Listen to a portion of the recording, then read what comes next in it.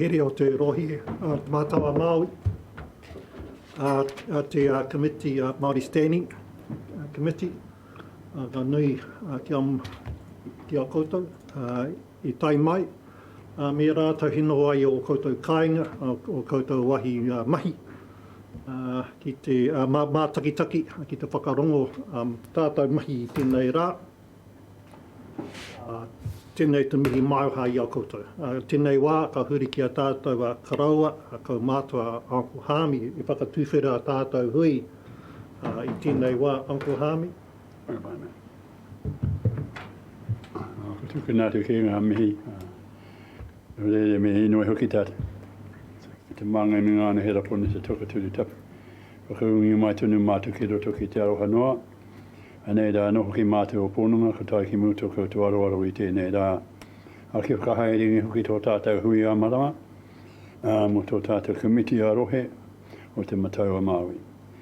Anei rā manaki te mai tahi atu ke teke mai ki rungi tēnei, te karango tēnei kaupapa ki a tai pai katoa ki rātou, o te rā ki manaki te mai nei o ki rātou I rungi tō rātou hokinga ki o rātou marae kāinga. E te manga mi ngāne hera pone te toka tūri tapu, whakarunga mai tonu mātou. Ki roto ki tarangi Māori ngā wākatoa, ko koe anō ki te manga hei tautu ko mai, ai nei, āka nei, ai. Ai. Kia ora rā tātou. Kia ora. Tēnā koe ako hamigami ki a koe, I tautoko tō mihi me tō karakia. Me nui ki a rātou he noho ai te pauritanga I tēnei wā. A tātou whānau o Hāma, kei a kahuranaki I tēnei wā, ka nui te mihi aroha ki a rātou. Me te whānau whānui o kahanunu, e tino nunui o ngā mati, e tino taumaha te pauritanga I runga I te pakahiwi o kahanunu I tēnei mārama. Tai nō I te tamatea, tai atu ki te wairo hongu o pupu mātangero. Ka nui te mihi aroha ki a tātou whānau whānui. Ka piti ono tātou hongo mate a rātou ki a rātou. Ka huri ki nā kāno I ora, I huhui ngai, he noho ai o rātou kāinga, ka mihi ki a koutou, no mai, hara mai, piki mai, kaki mai. Welcome, ladies and gentlemen, to the Standing Committee, Māori Standing Committee of the Hawke's Bay Regional Council for our scheduled meeting for this month of April 7th.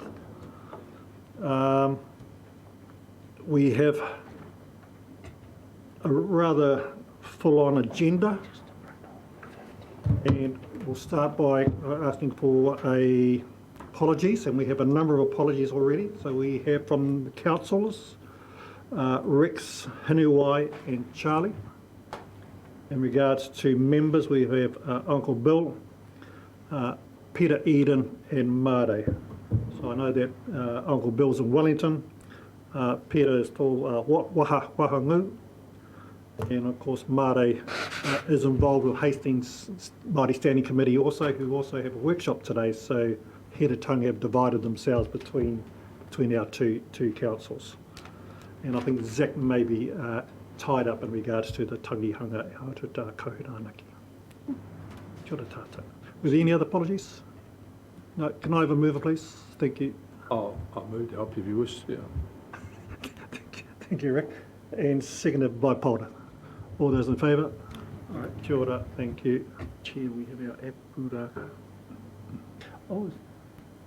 I'll turn to you. Paddy, did you? Yep. Sorry.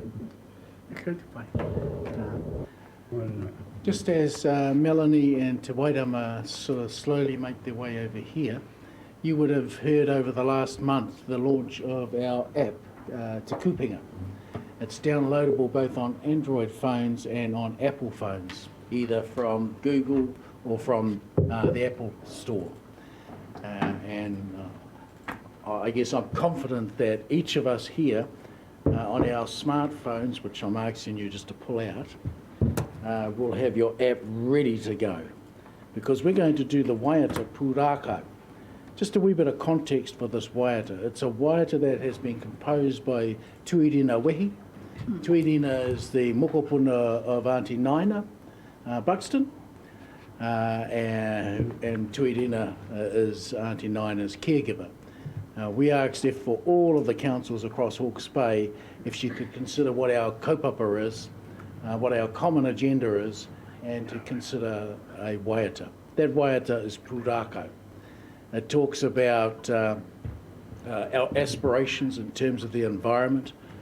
It talks about those things, the legacy we have against the aspiration that we seek to achieve in terms of restoring our environment as close as we can to being perfect. So on your app, if you go to the front page of the app, it will look a wee bit like. How do you put the app in? Sorry? I don't know how to put an app in. Front page looks a wee bit like this. Oh, you have to go to the Apple store. The store. So if you pull that, if you go to that front home page, and you go to waiata, I know. No, you wasn't for this is one. you will see a waiata right at the front, which is entitled pūrākau. And if you were to click on the green eye information, it gives you the translation of that waiata. But we're going to sing it for you.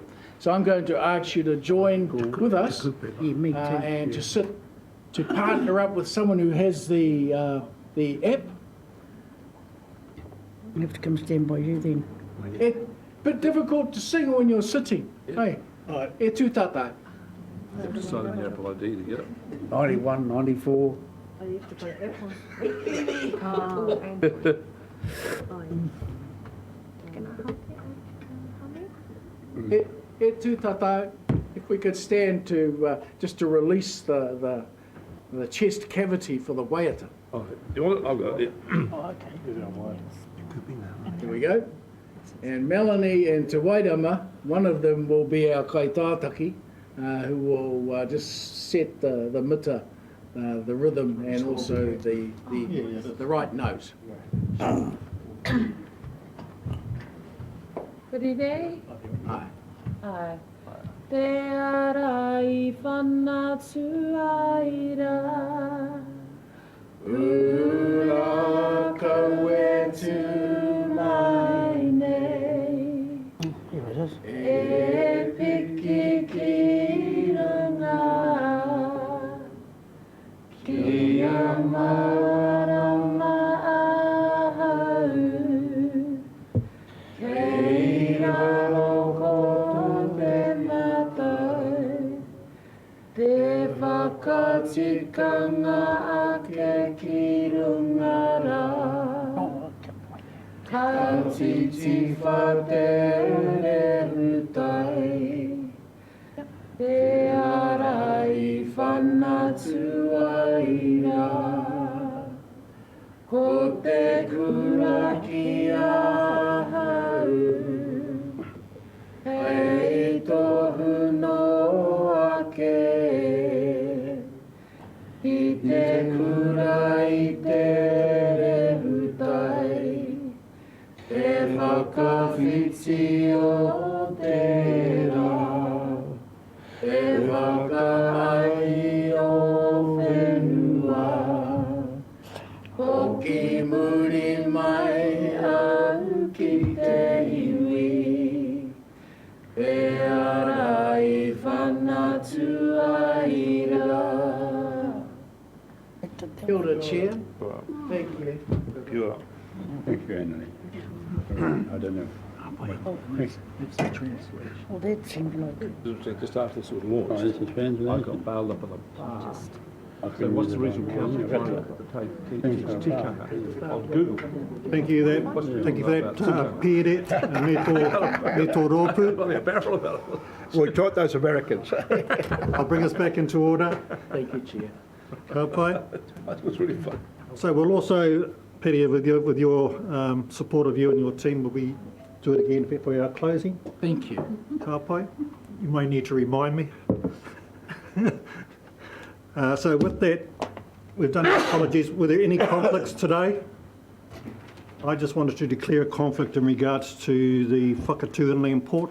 That's all right. I've been involved with the community in mana whenua in the discussions leading up to this. So I may have a biased point of view already, so I'll just declare that already. Ka pai. Were there any other conflicts? I may have to do the same. I've got whānau from Kōpātiki involved in that discussion also. Ka pai. I understand what you're going to say about conflicts. Oh, Was there any other ones? We don't need a more thing for that, do we? No. Ka pai. Moving along to the agenda, please. So we're doing the confirmation, alternate members. We don't have any alternate members today. we'd like some. Can we get some, please? Yes. We did send out our notification, but quite clearly that one didn't make it. So confirmation of minutes, item 4. Yes, I did have a count up to that. Just to make sure. So we're now on to item 4, confirmation of minutes. It's a bloody lot of minutes. Just going to go back into my page here, unconfirmed. Public excluded, no. Apologies. This is from the 10th of February. I'm on page 1, just looking for corrections, omissions. If there are none, these have been circulated. Thank you, Rick. Are you moving? I'm happy to move to help you, Chair. Uppy? Second, thank you. Do you wish to, anybody wish to speak to them? Thank you. All those in favour, please say aye. Aye. Right. Carried, thank you. Item 5. Chair, does that include the public excluded? No. We're doing them at the end of the meeting, the last thing on the agenda. Last thing on the agenda. It's item 17. So I have read the agenda. Top of the class. Sorry? Top of the class. I want to stamp from the chair when I go home. It'll be giraffe stamp, so I should have done my homework. Kia ora. So we're going to start with Te Wairua. Oh, okay. I'll get back to that. Sorry. So we had our hui by the Whakatū Māori Trust Board, which Katarina's involved in a meeting today for the wastewater, so she'll be in and out of the hui. So I have to speak on behalf of the two of us. The Taiwhenua was, I've got to say, they were a little bit disappointed the hui wasn't at the Taiwhenua, that it was taken over to the trust board. There also, at the trust board, you got 2 flights of stairs, so our kaumātua that were determined to come to the hui, they came half an hour early to be able to climb those stairs. So that was sort of, I have to put that out there because that was an issue for the Taiwhenua itself. I was really pleased with the turnout and those numbers. It was fascinating that there was one from each of those marae. And then there was a couple of others as well as the chair of Tātou. So it was a good turnout. Last time they had their consultation about Māori constituencies, I think it was about 7, and that was including the 2 Hawke's Bay Regional Council staff. So we had a good turnout, I believe. As I've commented, people were disappointed that there was only Charlie there on behalf of the councillors. Was even my understanding that we're going to be more councillors there, because in the end they are the ones that make the decision. So it was about listening to the kōrero of our people, and that didn't happen. Only Charlie can bring that message back. So that was another comment. And we've received Leanne and the team sent on 200 copies of the consultation document. So we received that yesterday at the Taiwhenua, and we're going to be distributing that out tomorrow. We gave some out last night, and that's it. But pretty much in the afternoons we do a broadcast on our Facebook page about the amount of submissions Wairua are putting out. And myself and Katarina have got right behind the kaupapa because it's that important to us. So about 80% of the ones that are submitting from Wairua have never done a submission before. and we're pushing our people to do that, and we've even got a bit of a competition on with the marae to do the submissions as well. So, we're getting the support and enjoying that. New Zealand Māori Council, we've got our first Tairāwhiti District Māori Council hui on the 20th, and that's when we elect the chair and the representatives to go on the New Zealand Māori Council table. And happy to advise that there are 9 Māori committees in Wairoa, out of 14 in total, I understand. So, yes, looking forward to that. And New Zealand Māori Council also contacted me. They want to hold a submissions hearing. They bring their lawyers through, and we're holding it at Takiwā on the 22nd of this month. And it's about the RMA, Reform and Water Services Commission, or Water Commission. So there's only 6 hui in the country, so we're really fortunate to have one in Wairoa. And other than that, yes, Tangata Reserves Board, we've been negotiating our terms and waiting for another hui with Tato before we go into that. And that, yes, growing our trees, looking forward to planting this winter. And and I'll comment about the Freedom Camping site and minor items. And that's about it. I can't think of anything else that Katarina talked about. That's it. Thank you. Well done. Just through the chair and on behalf of council, can I acknowledge your support in terms of the Māori constituencies follow-up and the submissions process that you're undertaking, both yourself and Katarina. I can endorse that the attendance on the 29th was superb, despite the stairs. Yeah, they made it. Briefly respond, Chair, to say that I acknowledge in the report that there were there's a shortage of councillors there on the night, but I only found out about the meeting. We weren't advised of all the meetings in advance, because they're not formal council meetings, see. That's why that was. And I would thank you for the report, and I was very impressed by your initiative to get people inspired to write submissions. I think it's wonderful. I'm really impressed. It's not difficult. It's like a 2-minute thing. We've gone every which angle we can, and our page, we even live streamed the hui. Our page, I think that live streams over 1,000 views. Some of our posts are in the 2,000, so it's been shared everywhere. So, just about engaging with our people. Thank you for that. I just remind members that they please use their microphones. We do have whānau at home. You're all right, Rick. You don't need one.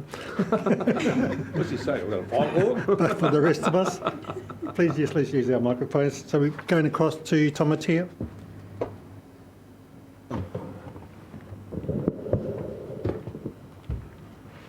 Yes, since our last meeting, then we've just continued with all those activities that are listed there that is keeping everybody really busy, and we're making continual progress in all those different directions. So on the whakatū, that we're still working hard with that, and in recent times we hosted all the neighbouring landowners and tried to establish some relationship with our neighbours, and that proved very successful, and we tend to keep on building that. So that's an ongoing relationship to have with our neighbours. Part of the challenge there, of course, is access. There's only one road access, and so coming through farmers' property is, we need to get there to get to our part of the lake. And so those relationships are quite important. So we're working on that, and it's off to a very positive start. As far as the wards go, the constituency discourse, our meeting is tomorrow night, but we had our board meeting last week, and it was discussed, people only talked about it as an agenda item. It didn't raise a lot of excitement. We are totally in favour of having wards. That's not in dispute, but the ongoing meetings about it is not raising a lot of interest in our neck of the woods. What is raising interest for us is all related to water, and in particular gravel extraction. And there's a lot of talk about the way that our riverbanks are being treated or mistreated, and what's happening to the gravel at source. So we'll be asking for explanations and discussions on whether council's policies on gravel extraction. The other issue is consents, which I mentioned at the last meeting. And the third issue with water is to do with water security. So those are the main issues for the tamatea marae at this stage. Ka huri ki a koutou whakaniaro atu. Tihei Māori ora, whai te kororia o te atua I runga raua, maungarongo ki te whenua whakaro pai I ngā tāngata katoa. Ngā mate me ngā tini ai tua o ngā marae karangatanga maha, a ka mihia, ka tangihia tātou I tēnei wā. Ka huri ki tā whānau kini mate, a te whānau Aranui me te whānau Eden, ka nui te mihi, ka nui te aroha, ki au koutou katoa. Nā reira e te tuahene, te iramutu, te whaia, a eni, moi mai rā. Takoto mai, I roto nei I te aroha, me te rangi Māria, o tō tātou matu te rangi. Ko te me nui, e kore te maumahara ki a koe heni, we will not forget you. Nā reira, moi mai rā, moi mai rā. Nā reira, apiti hono, tātai hono, rātou te honga matki a rātou, moi mai rā. Apiti hono, tātai hono, tātou te kanohui ora ki a tātou ka hui mai nei. A tēnā koutou, a tēnā koutou, a kia ora tātou katoa. Koutou. Kanu te mihi ki a koe hami, ko tātou nei kaumātua, rangatira Hawke, me toho rangatira, taku whananga Hawke, whaia, kanu te mihi ki a koru. Me koutou rā, te whānau nei, mai te wairo, ki ahuriri, he te tanga ararau, tainu atu ki tamatea ariki nui, a kanu te mihi, kanu te aroha ki a koutou katoa. Our report. We have become reliant upon our good friend Peter to put in our reports, written reports, I must say, and he sends his apology to me this morning. Aroha nui ki a koutou ki a ratu nei te whānau, Eden.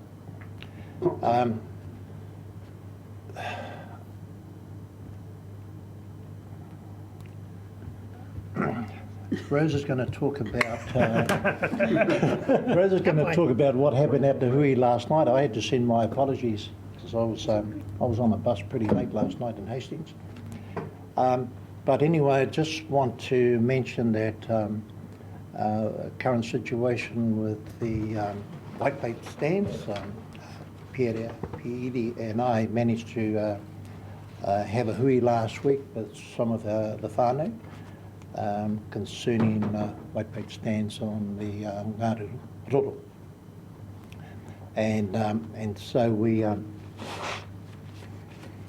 are organising a second hui, and that is happening on Monday the 19th of this month at Clive, at the Clive Hall at 6 p.m. And we're hoping to have a representative from DOC, and of course from our regional council. And so that's still in progress. And other than that, our Taiwhenua has had to cancel their last hui because of things happening. And so there's a lot happening, believe me, there's a lot happening. And at the moment, everything's a bit quiet, as you would understand. And don't worry, in the next couple of months, we'll be up and running again. So I'll hand it over to Rosie. Kia ora koutou. Yes, well, last night we had our wards hui at the Taiwhenua, Te Whanganui-a-Rotu, which was, it was good to see that we actually had quite a few councillors that came to that hui. And that was the good thing about it, is because they're the ones that really that we have to try and get everything across, that these are the things that we need, that the awards for our people and about our partnership. So it was quite a good turnout. We were happy with the results that came out of there, and just hoping that those councillors that did sit at the hui, you know, take some of that stuff away and really think about how we as Māoris want to be in a better position for our people in the long run. Now that with all the submissions coming out, it's about having to get out there now and do a lot of footwork and put these submissions in. And so I think it was quite a good turnout. It was a good turnout. And it was good to see that we had some of them from Hiratonga, like Heather Skipworth and Waiora, and them come over, and Tautoko Te Whanganui-a-Rotu. So when you see that actually happening in a hui like this, that's showing that partnership as well. And so, you know, thank you to all the councillors for coming, and for for that, you know, we might have a better outcome when it comes to the time. And I think that's what we all want. So, kia ora. Can I just add to that, my kōrero, as far as Māori seats wards are concerned, is iwi decides to endorse Māori wards is a no-brainer. We need to be on the right side of history in 2022. Regardless, iwi will continue to fight for equality at both local and central government levels, but establishment of Māori wards needs to happen. Kia ora. Kia ora, thank you for that, Whanganui-a-Rotu. Just on Hiratonga, apologies for not a written report this month. I don't know what happened to my kaiahautu, but I'll look back to his report that he done for the Taharo board. So basically, Hiratonga has been involved with trying to build capability and capacity back at the marae hapu level, because at the end of the day, we believe is that's where, if you like, the mana resides, is back at the marae, back at that hapu level.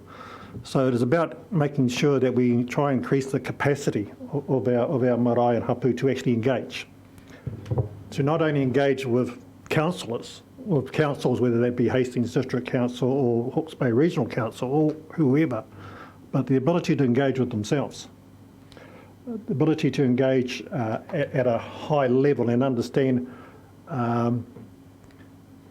get those communication streams going amongst our own before we try and engage with everyone else. Because if we can't engage with ourselves back at home, it's pretty impossible to try and engage with someone else outside of that. So we've engaged in a number of programs to try and help with that. Māori Genuine Progress Indicator, Marae Wellbeing Champions and Coordinators, Hiratonga Marae Wānanga.com. So that's a web page that is, the Taiwhenua Hiratonga supports all of our marae to get a electronic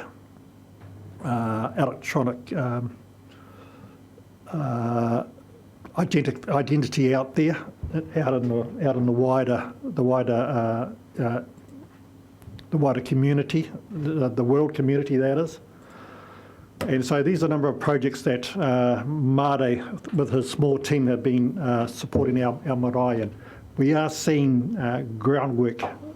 We've seen dividends from the groundwork that's been put into this as more and more of our marae and our hapu come to terms with that, and they're actually wanting to really develop that for themselves and take ownership. And it makes our job easier as a Taiwhenua in regards to engaging with our communities, because they manage to do that all for themselves. It's just a matter of us making sure that the information that they need is getting through. And so we get the quality of feedback that comes back from these processes now is of a really high standard. Kia ora. So this really helps support the Taiwhenua itself. So it's of benefit to the Taiwhenua as much as it is benefit to the marae and to the hapu.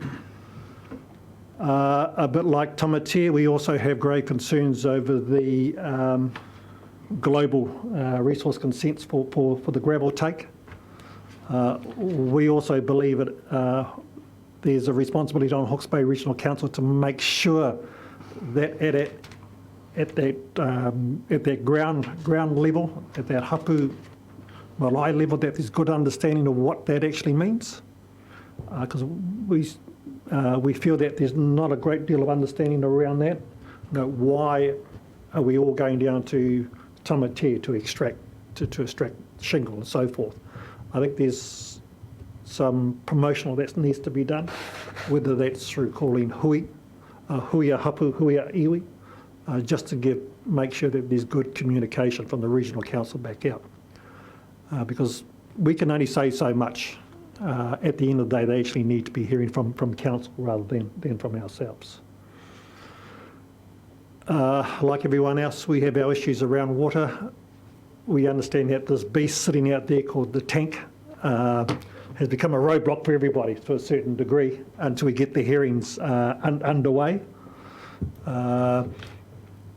Because I think everybody has pinned a great deal of hope on the outcomes of that tank hearing process to unlock some of the gridlock that has taken place in regards to moving some of these conversations forward. So we look forward to seeing the tank hearings held and the various the rulings that will come out from that process. I think that we believe that will help to start to further the conversations, because at the moment everything keeps reverting back to the tank process, to the tank process, to the tank process. So we've got to get past the tank process and talk about the future, whatever that may be. So we look forward to the tank hearings. Can we congratulate Hawke's Bay Regional Council for having the public submissions in regards from the Māori submitters to be held at Mangaro Marae. So we thank you on behalf of Heretaunga for doing so. Be fair to say that took some bravery, but well done. And to be fair, we believe it is the most appropriate place given their issues in regards to their waterway. So it is appropriate. Other than that, Māori wards, we support all the conversations that have taken place up to this point around Māori wards. We look forward to the 21st of May. I think that's our position. We look forward to the 21st of May. At the end of the day, the decision belongs to the councillors, and we look forward to them making that decision, whatever that may be. Kia ora tātou. Were there any other questions in regards to the Takiwā reports? Oh, just one from you, mate. Just to Roger. When Nanaia went to Whatiapiti, what was her reason for going there? When Nanaia went to Whatiapiti, what was... Yeah, she was visiting there as in her role as local Minister for Local Government and wanted to see some of the work schemes. Oh. So she had a look at the renovation work that they were doing. On the marae? Yeah. Oh, lovely. Thank you, Roger. Yeah, well, she was only there for about an hour, but yeah. I didn't know that was happening. Kia ora. All right. Any other part-time? I just put one more notice to put out to our marae. There's that mātauranga Māori Marae Order Fund through Internal Affairs at the moment. So it's there until it runs out. So it's a good opportunity for our marae to apply to. We've been engaging with Norman Apirana and the team here down in Wairau and trying to encourage our whānau. It's about preservation of that mātauranga.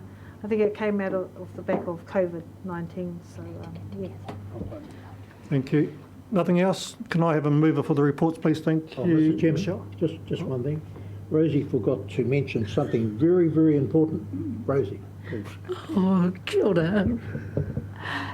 Just at Koho Pataki, we had Dr. Bloomfield come through, and it was to do with the COVID. So Te Whanganui Arotu hosted that at Koho Pataki with Dr. Bloomfield. Thank you, Api.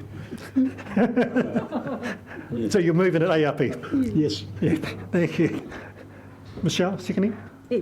Thank you. Do you wish to speak to it? Cool. Everybody in favour, please say aye. Aye. Anybody opposed? Thank you. Carrie, moving to item 6. Are you going to take this, Peter? This is in regards to the, oh, sorry. Are we going to item 7 or item 6? Follow-ups? Follow-ups from previous Māori committee Yep. meetings? Item 7? Yes. And if we were to go to the table, which is on page 13, then the first one we've got there, well, that's underway. It's Anna Madras-Smith. The second one is also in train, and looking at dates possibly after the 1st of June. Kerry Edmonds in terms of item 3, or agenda item 3. Explore opportunities to look at ward allocation provisions for Papakainga housing through tank plan change. That was to be a verbal update, but Kerry's not quite here yet, so if we could just put that to the side for the moment. And agenda item 4, submission to Māori Affairs Select Committee supporting the local electoral Māori wards. There might be something in addition to the report that's already been given, or not? No. Completed. Item 5, we have Nathan here who's able to give a verbal update, or unless that's part of the report that you'll provide later. No. So through you, Chair, if Nathan was able to give a verbal update on that agenda item. Yep. Not come forward, Nathan? Yep.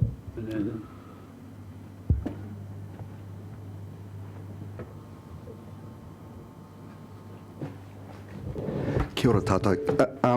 With regards to the Guardians of the Whakatū, it was raised at a couple of meetings, one being the last Māori committee meeting and the other being the Regional Planning Committee, about the engagement that group had had with Tangata Whenua in the area of Whakatū. So I did go up and visit the party and had a really long and productive conversation with them. Fair to say that, in my view, there was already significant Tangata Whenua engagement going on, and 23 of the 24 properties of that area had all signed up to partake in the project itself. And really, I think it's something for the community to sort out rather than Hawke's Bay Regional Council to intervene in that space necessarily, because it was really difficult to work out who was who, and they certainly weren't avoiding any Tangata Whenua engagement, but these projects happen very quickly and it was hard to get all the boxes ticked in time, so happy to take any questions. Any questions? Yes, I better comment since I was the one who put it up. I understand that they contacted one of the marae chairs post that, and so it's about following the right process, the most appropriate process when it comes to engaging with our people, and understanding that the treaty partner in that respect was Te Hononga o Ngā Awa Trust. And the other thing I'd like them to understand is they made a pitch here at the Regional Council about their project, so it became our business. And that's what it was all about. being respectful. And the one thing that I need the chair of that group to understand is the name, the ingoa, and also, you know, that that's not appropriate. And the other one is to, you know, I've got to go to Mātiti again. They were quoted $500,000 to put up a retaining wall to stop them from having to dig up their tupuna, 53 tupuna. Guardians of Whakatū came here and asked for $700,000. Now, $500,000 would have stopped my whanaunga from having to dig up their tupuna. So can you understand how that can be a little bit upsetting? Seeing that on the screen, I knew nothing about it. So, yeah, we're not a box to tick. We're people that you engage with, and it's called mana whenua. Kia ora. Thank you, Michelle. Is there any other questions for Nathan? Thank you, Nathan, for that. Appreciate it. I just want to acknowledge Michelle. Te wa kaupapa, you know. I think the engagement between the local people and whoever's, when they want to do changes here, it should be certain in the discussions with them and make sure they know who the people are. You know, it's not just to go and dig here and dig there and that's it all over. There's a lot of detail and mahi that goes into that. So especially when you're going to exhumate to Papaku, take bodies away from one group because the river's banks washing away. So I think that needs to be discussed to the district council in Waiara anyway for a start, to make sure they get there and get those names right. Mai or our people left those names to remind them of an event. And don't forget it. Yeah. And now we're coming down to our young people like Michelle and them. They know it because they've learned it.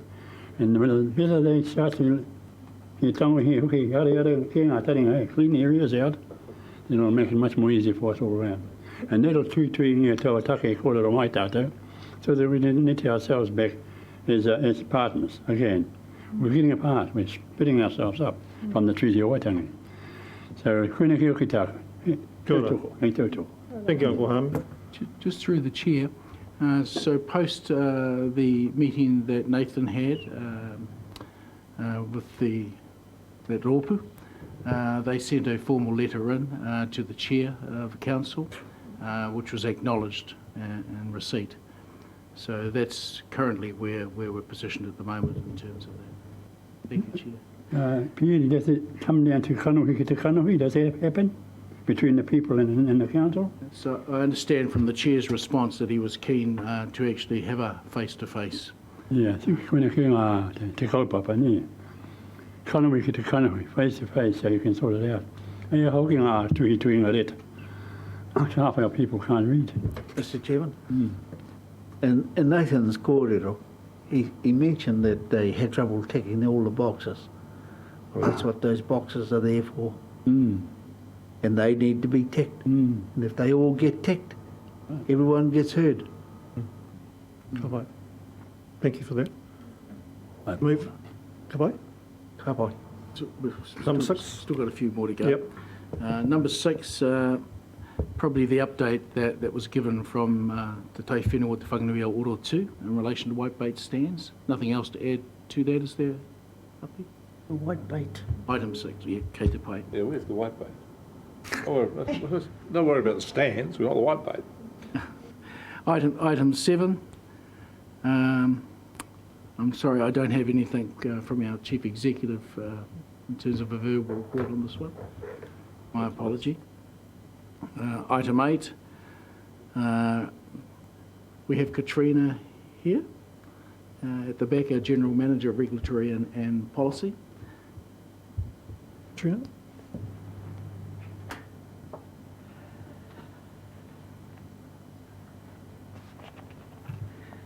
Te Maria. I can't actually give you much of an update, really, other than to say that we are still investigating the matter and collecting evidence. So it's still under investigation. Correct. So, Mr. Chair, so look, where does it go? Where does the acid go? It doesn't go away. It goes into the moana. It must have affected the estuary and everything. It's like, you know, sitting there going, geez, there was a lot of acid. And our people getting in the water doing mahinga kai. And So it's really important that when we have pollution matters like this, events, that we collect all of the evidence in a way that is ready and available if we need to take further action. So that's where we're at the moment.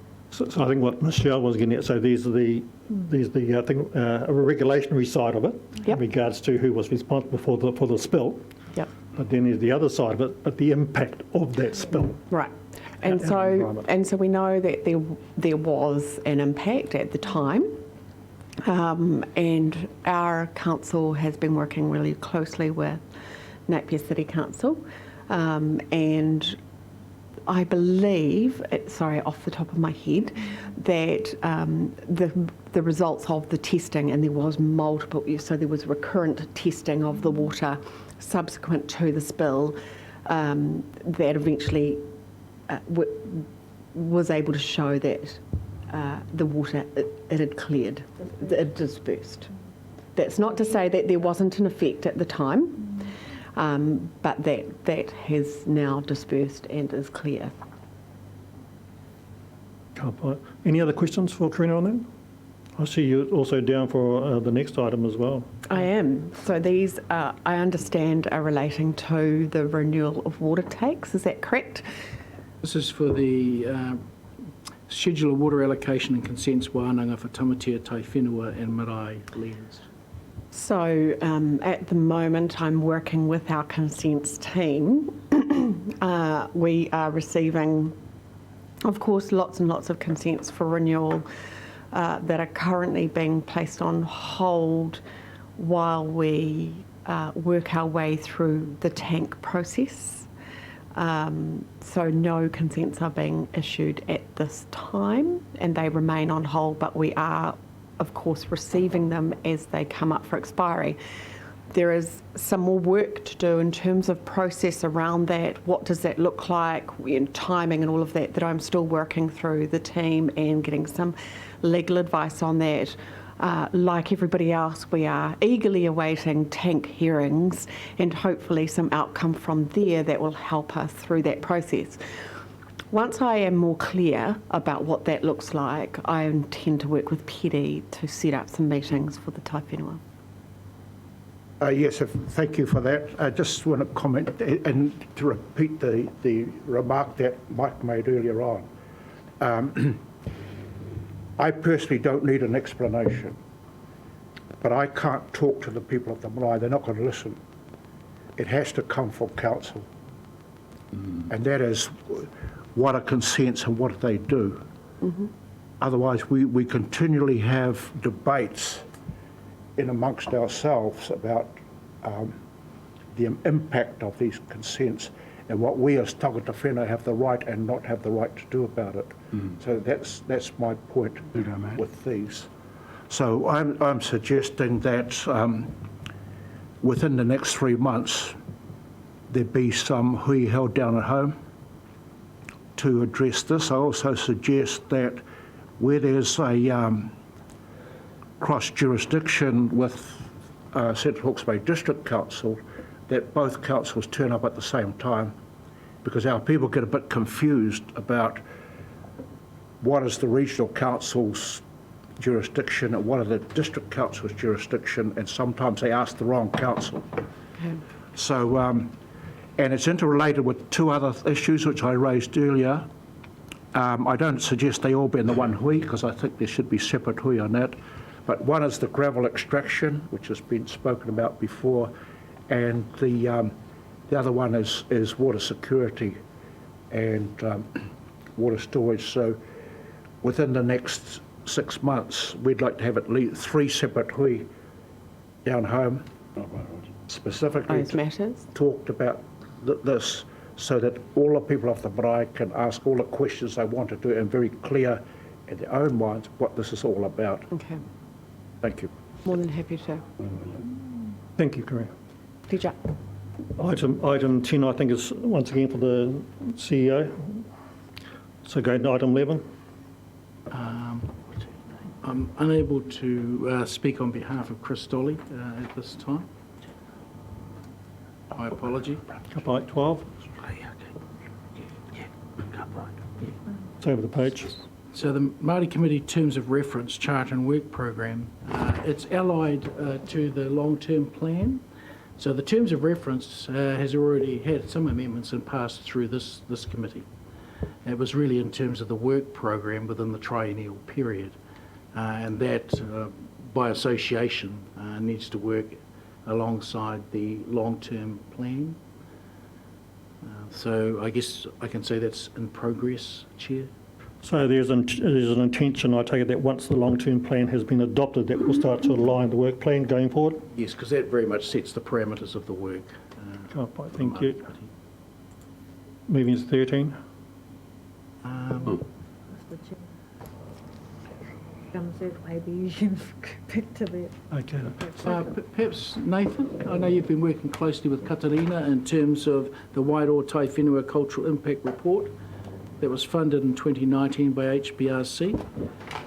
So you've been supporting Katarina in this regard. Yes, I have. She's well on the way to having it completed. It's just we're just working through a little bit of formatting and that sort of stuff. I don't anticipate it being too far away. Excellent. Thank you, Chair. One more, sorry, Mr. Chair.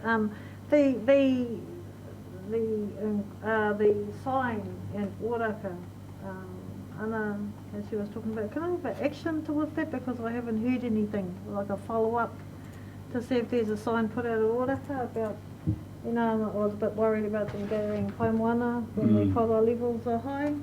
So that's really important. It's a health matter, a public health matter.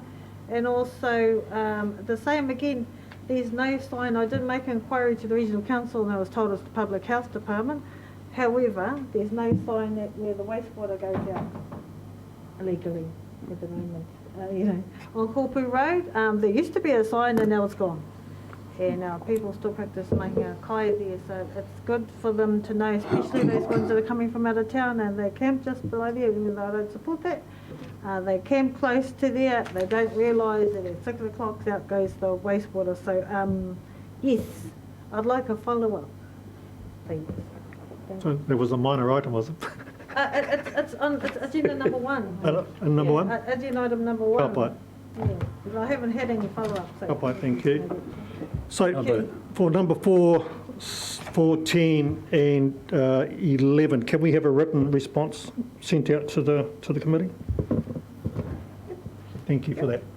Are there any other questions in regards to the follow-ups? If not, can I have a move and a seconder, please, to adopt them, to receive them? Sorry. Thank you, Paula, and thank you, Roger.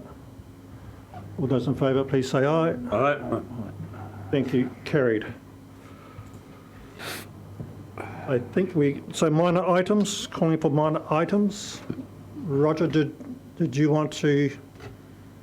I think I've covered. You covered them? Thank you. Yeah. Were there any other minor items? Anybody want to add? The addition of the toilet down on the Freedom Camping site behind the Rangihawa, beside the Rangihawa. So it's the camping ground? That's a follow-up. I did make an inquiry in the Regional Council for you, but I'll also make another inquiry through the Māori Committee, if it's more appropriate, from the hapu, from mana whenua. Thank you. So that's only one minor item?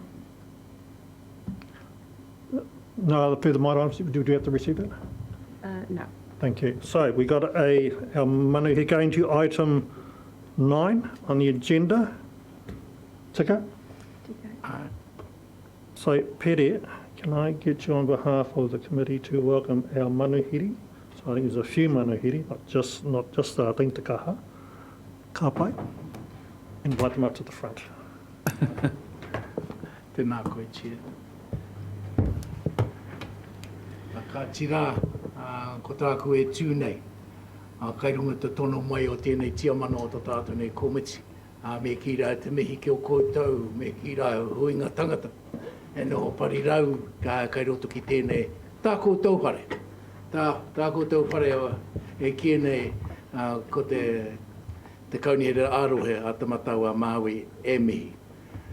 Engari, ko tāku tiro hangara kai runga ki kēnei ngā huinga tangata, kāre he tauhau kai roto ki tēnei o ngā whare.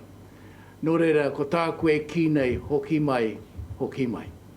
Hoki mai kai runga ki tēnei te huinga tangata, te huinga rangatira, mai i ngā Taiwhenua tokoha. Ngā rangatira mai te wairo, tai hoki rā ki a huriri i te oro tū, tai nei ke here taunga atura ki roto rai a tamatea. Anei rā ngā rangatira me ki rai hi tāku e mā ngai atu. Hoki mai rā me ki ngā pukenga kai runga rai o koto. Te mihi hoki ki tēnā ngā taumahatanga kai rungi o koto poko hiwi. E taumaha ana i tēnei wā te āhua kai runga ki tēnā taonga o te atua ko te oranga te tangata ko te otinga o te tangata.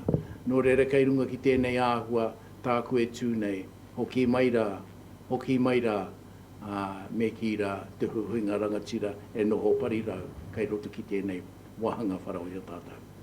Nō reira tēnei te mihi atu. Te ara i whanatu ai rā, pura kau e tū mai nei, e piki ki runga,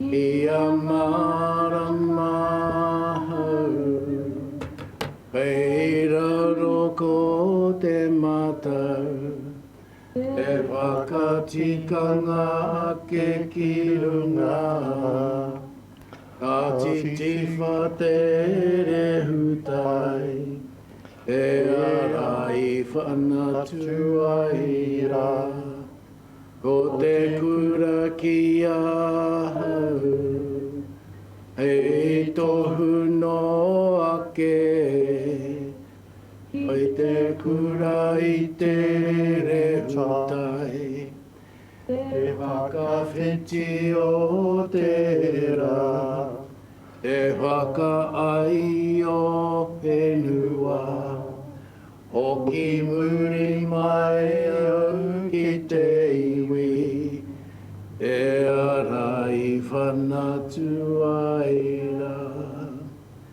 Te pito mata ki te pito mara. Hoki mai rā ki a tātou te pito ora e hui tahi nei, tēnei te mihi, hoki mai rā, ki ora na hui mai tātou. Tēnā koe chia. Tēnā koe. So I'd like you to come up and take your chairs and we'll give you the opportunity to respond. Kapa.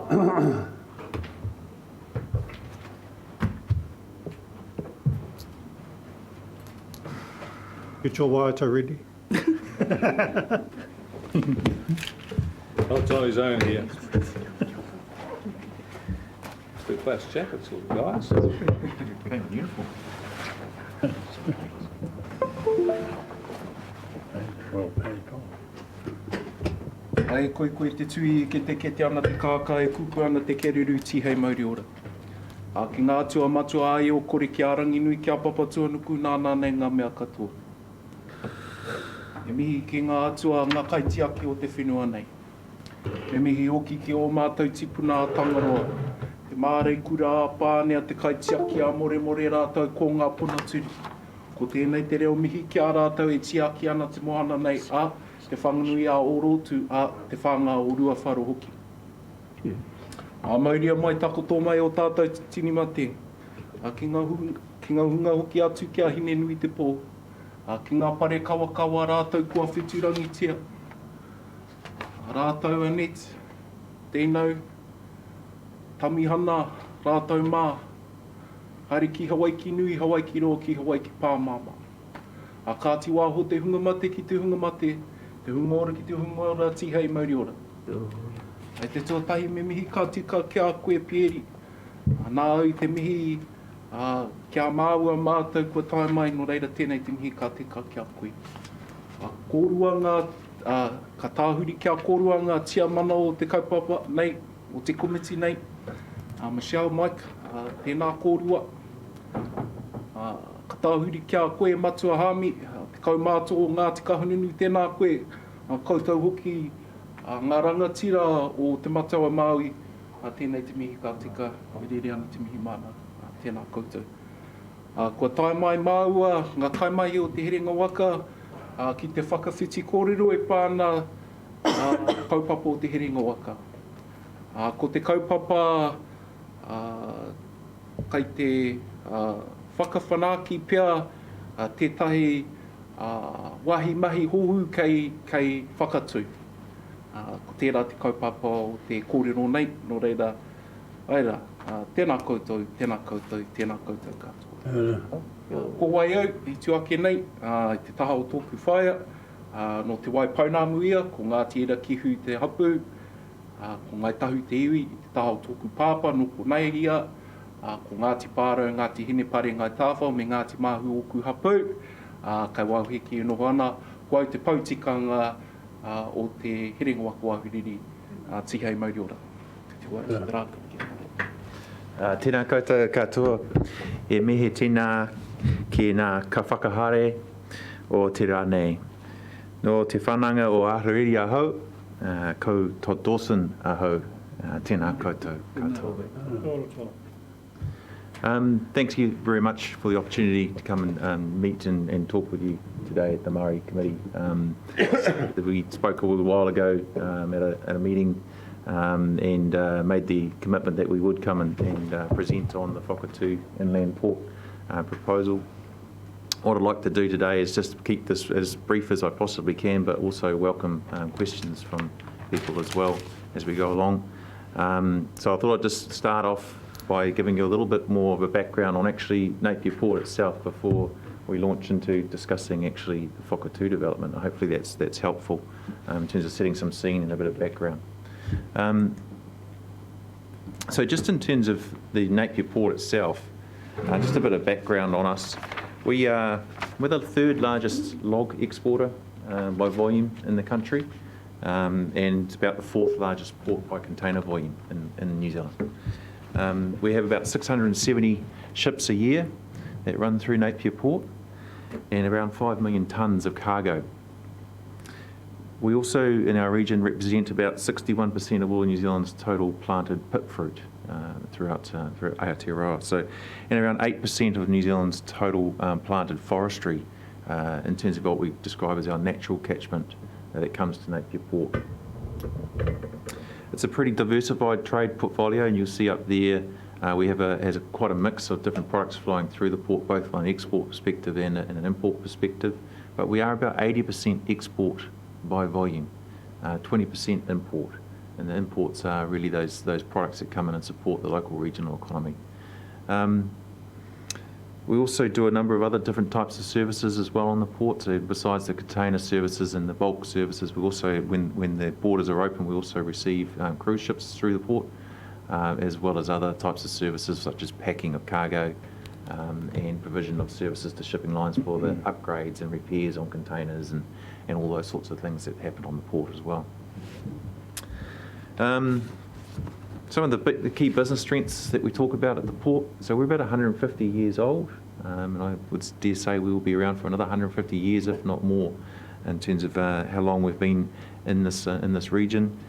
We are definitely the gateway, I guess, in terms of connecting the region to the world, and very much our purpose is built around that in terms of making the region thrive and making sure that we connect our exporters and importers with global markets. The majority of all of our exports coming through the port come from within 100 kilometres of the port, which is a really key feature of Napier Port and what makes us also very attractive to the shipping lines and things that come through the port. So most of our cargo comes from quite close at hand, and therefore it's the most economic means for the cargo to get to market is to go through Napier Port rather than going out through other ports. It's also well connected in terms of our roading and rail infrastructure.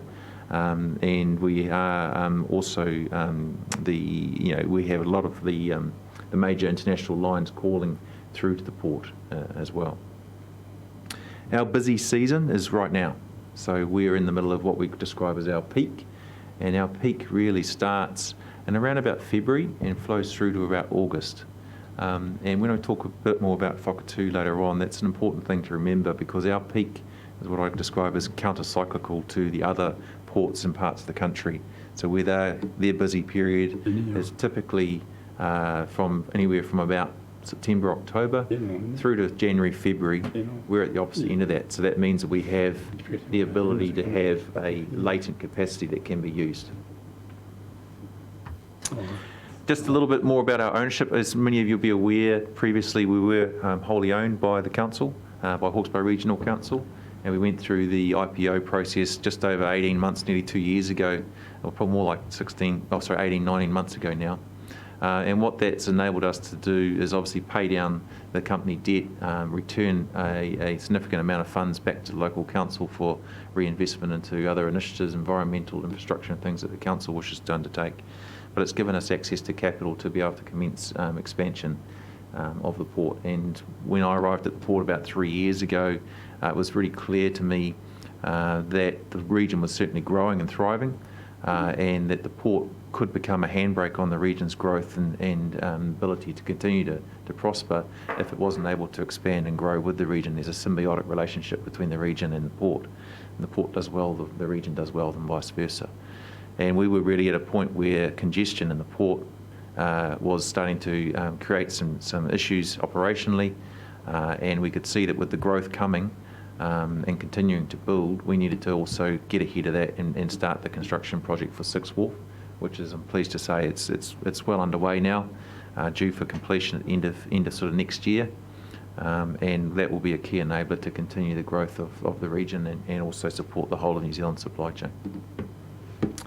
So the IPO has really enabled that, and I think it's been a real positive. There's been really strong local support for the port since we've done that, or even before that. It's always very strong.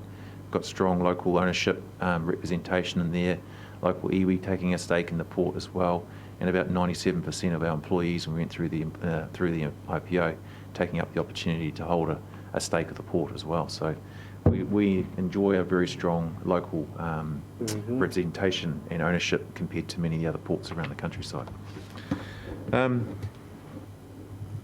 Just in terms of the New Zealand context, we don't have a very efficient supply chain in New Zealand at the moment. And we have a significant amount of waste going on in the supply chain today. You see cargo being moved all around the place. You see a very uncoordinated approach to how road, rail, coastal shipping, etc. is actually facilitated throughout the countryside, and very poor returns on some of the assets around the country as well. We don't use potentially our public and private spend all that well across New Zealand in terms of what we invest in infrastructure. So there's a huge opportunity, I guess, ahead of us to do things a little bit better and a little bit smarter. And I think COVID has also, really highlighted the fragility of the New Zealand supply chain network. And you can see that at the moment with the massive disruption. If you've been following the media recently, there's been a lot of disruption in the supply chain. People very concerned about getting their products, New Zealand's products, to market, as well as getting products into the country. And the COVID, post-COVID world has really highlighted that our infrastructure in New Zealand is fairly fragile and can't actually cope with a hell of a lot more. And you're seeing massive amounts of congestion happening in the upper North Island in particular. There's been a lot in the media about Auckland Port, and it's not just that they haven't got workers to drive cranes. It's probably decades of underinvestment in good infrastructure to feed in and out of the ports, with efficient road and rail networks in particular, but equally how coastal shipping also could be better utilised throughout the coast to move products around efficiently. So we like to think at Napier Port we are able to provide some answers to this from a New Zealand Inc. perspective, and taking a different set of thinking. And how I spoke earlier about 80% of our products going through the port are export, about 20% are import, and there's latent capacity there. We could actually help support the rest of New Zealand's network by bringing additional imports potentially through Napier to balance and use the latent capacity that we have. And also because we have that counter-cyclical peak season to the rest of the country, when we're quiet, we can start to help when they're busy. So there's a better way of using some of the latent capacity that's in the road and rail network and the port network today to be able to distribute products around New Zealand. So that's what we're positioning. We've been working with the Ministry of Transport and talking to the Minister of Transport as well about these concepts and NZTA, etc. And we're encouraging people to think a little bit differently about how Napier Port could support and use its capacity to help the rest of New Zealand's exports, and looking at how New Zealand actually invests in infrastructure for the future. And we like to think that Sixth Wharf will be a good shining light example for what a region can do through different funding mechanisms as well, to build ahead of the curve in terms of what New Zealand and a region will need for the future. In terms of Whakatū, just in terms of the port's owned the land at Whakatū for about 15 or 16 years. It's bought 2 tranches of land there over that period of time, and it's always been in the thinking for the port that at some stage we would need to develop that site as an inland port. It's quite obvious that down the road here at Breakwater, we're not building more land down there. It is becoming a busier site. So what we need to think about is the future in terms of capacity. And we've done quite an extensive amount of master planning at the port that looks out 30 to 50 years. And it says to us that given the growth that we can see coming, this is before we look at the opportunities to go and expand our hinterland or bring cargo in from other parts of New Zealand, just based on the growth that we can see coming out of the Hawke's Bay and what we describe as our natural catchment. In about 5 to 10 years' time, the port would need to expand to a further off-site facility.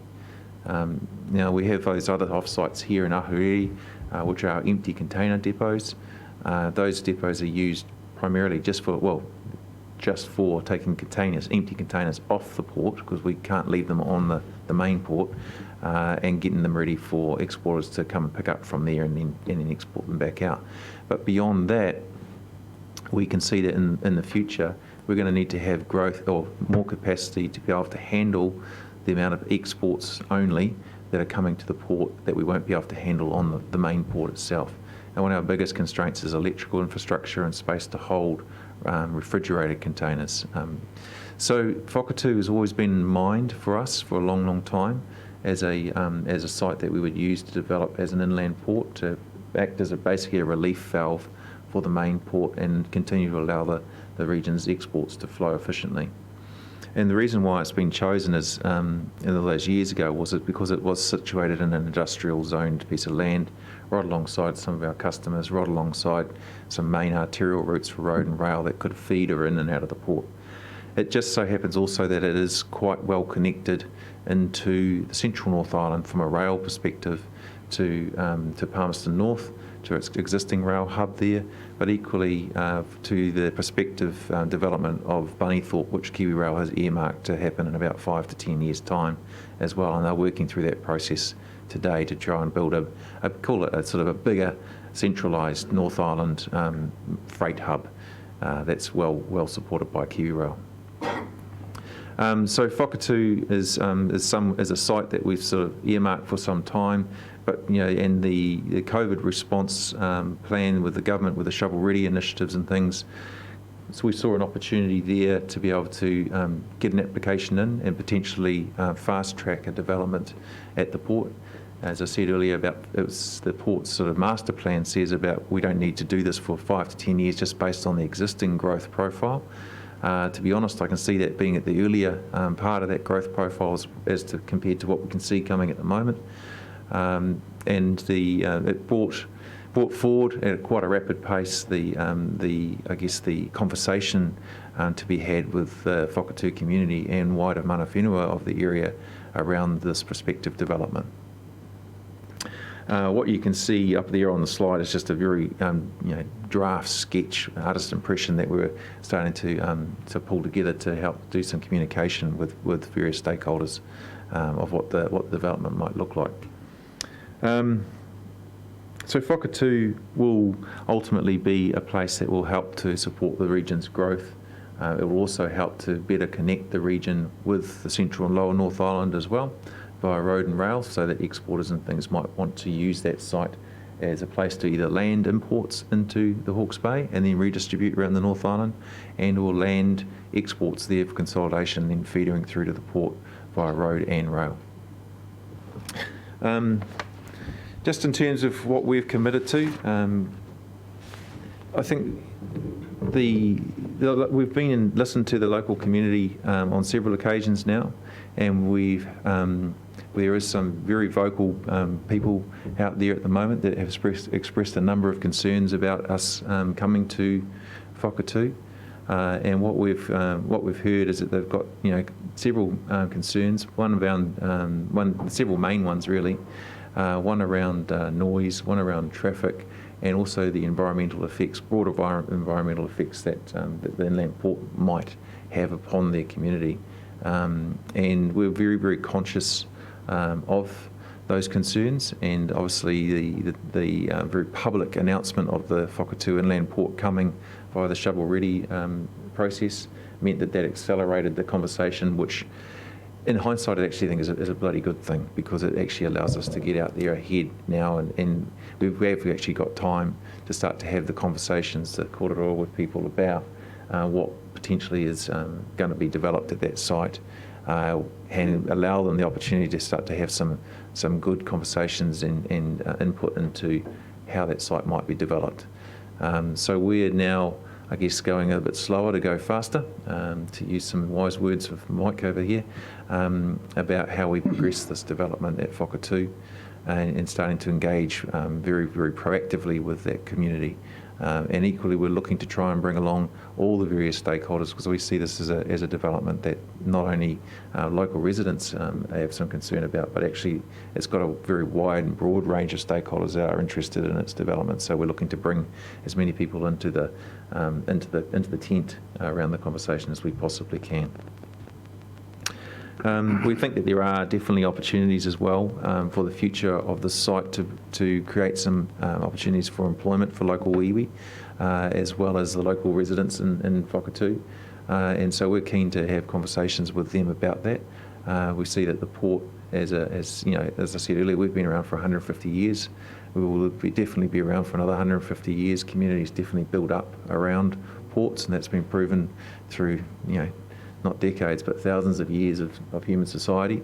And we think that this sort of development does provide the opportunity to get the local community involved, not only in how it looks and feels and is present in their environment to live alongside, but equally how can they be involved from a future perspective around creating further growth and prosperity for their people. And those are things that we want to have conversations with the people about. It's very difficult, to be honest, right now, where a lot of people are in the camp of saying no, but we're just going to keep trying and just keep going back. And we've suggested to the community recently that we will undertake, and committed to undertake, several different activities. One is a cultural impact assessment, which the port will fully fund, and undertake to have involvement with local mana whenua around. Very similar to what we've been doing with the Sixth Wharf development as well. We'll leverage that knowledge and that capability and relationships that we've built there to try and do the same at Whakatū.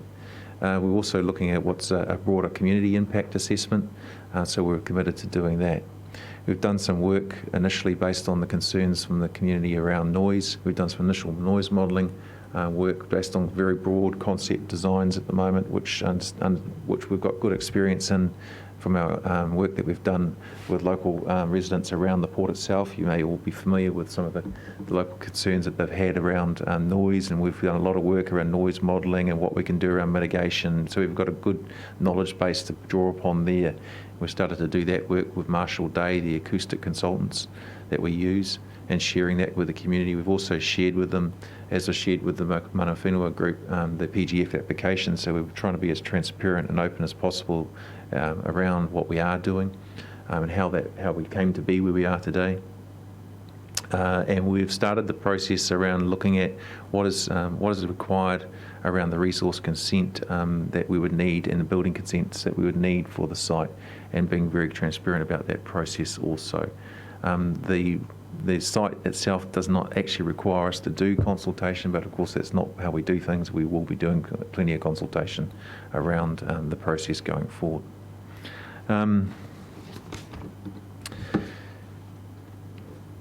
We've also done some initial thinking around things like environmental concerns. What are some of the stormwater designs and planting that we'd be looking at for the site? Karamu restoration plantings that we're looking at and considering in terms of our consultation with the community as well. And also, we'll be looking at some of the heritage considerations for the site. And we'll be looking to do an on-site observer during the earthworks as well.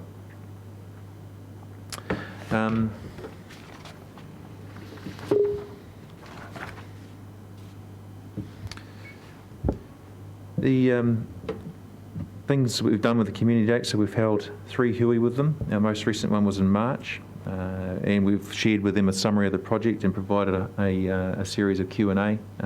We've taken questions from them and a series of answers from them, provided a series of answers as well to questions they've had. We've encouraged and requested that we actually now start to form a committee with the local Whakatū group and mana whenua. They've taken that request away and are considering it. We think that that's a great opportunity to be able to have a more, I guess, structured way of engaging with the local residents in particular, and the mana whenua group, to be able to hear and understand what other concerns they've got, share answers with them around questions that they have, and also acknowledging that just by being there doesn't necessarily imply that they agree to the development. But equally, it is a forum that could be used to actually provide information, share views, and at least they can have some input into the process going forward in a very structured way. So we've committed to doing that as well. So we were just waiting to hear from that group as to whether they wish to engage around that type of process.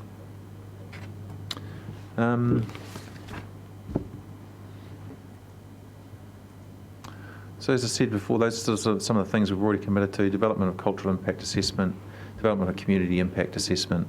We're also looking to facilitate a number of port visits for local mana whenua and Whakatū community representation, just so they can get familiar with us as a group, come and see what a port operation looks like, come and see some of the things that we do around mitigating our effects and making sure that we act as a responsible corporate citizens in our community. And also looking at taking people for a review of some of the other inland port operations so they can actually see and visualise what it actually means and looks like.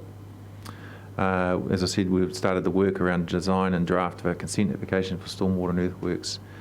We've started to work on some visual effect drawings, and we've also undertaken to develop a inland port website similar to what we've done with Six Wharfs, so that we can share in a very public way the information around the site's development, and it's transparent and open for people to be able to get the information that is available.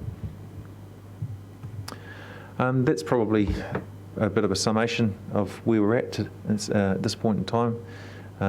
We're also working hard at the moment to secure the funding with the Crown. It's not a fait accompli, so we're just looking at how we actually do that in the best possible way. We do believe that the way that will be structured will also potentially provide opportunities for the future for local iwi to invest in Whakatū as well. So that's very much at the forefront of our thinking. So that's, as I said to the residents as well, we've got time because those things aren't completely nailed down yet, and the original plan was 5 to 10 years. Message I've got for people is that we need to make sure that we are ahead of the curve in terms of infrastructure planning. We do not want to end up like some of the other regions around New Zealand where we're behind the 8 ball, and looking forward to the future, because I think growth and development is inevitable. So open to any questions that people may have. So just before we go to the members, can I just ask you to once again just highlight as to why you came to this particular committee, just to remind us again of why us at this point in time. So I think there was a couple of conversations taking place there. Yeah, sure, Mike. So one of the things that's always been on our mind is making sure that we do have a good engagement with local mana whenua. And so we started that process after the feedback that we got after the Shovel Ready announcement of starting our engagement with local iwi. There is a very broad set of stakeholders themselves across the iwi landscape in the Hawke's Bay. So we started that and had the initial meeting out at the Hastings Rugby Club. At that meeting we were requested to be able to come through and share our development plans, our engagement process with this committee as well. So that's my understanding of why we're here. Thank you, Todd. Okay, any questions for Todd? And I think to Kaha? Yeah, through the chair. Sorry, I've forgotten your name. Todd. Todd. Kia ora, Todd. Welcome. Listen, you've had all these hui with the community, and that's been fine. But you have not had a hui with our local marae, Ruhapia, Waipatu, Kopatiki and Matahiwi. Can we have that hui, please? Absolutely, yeah.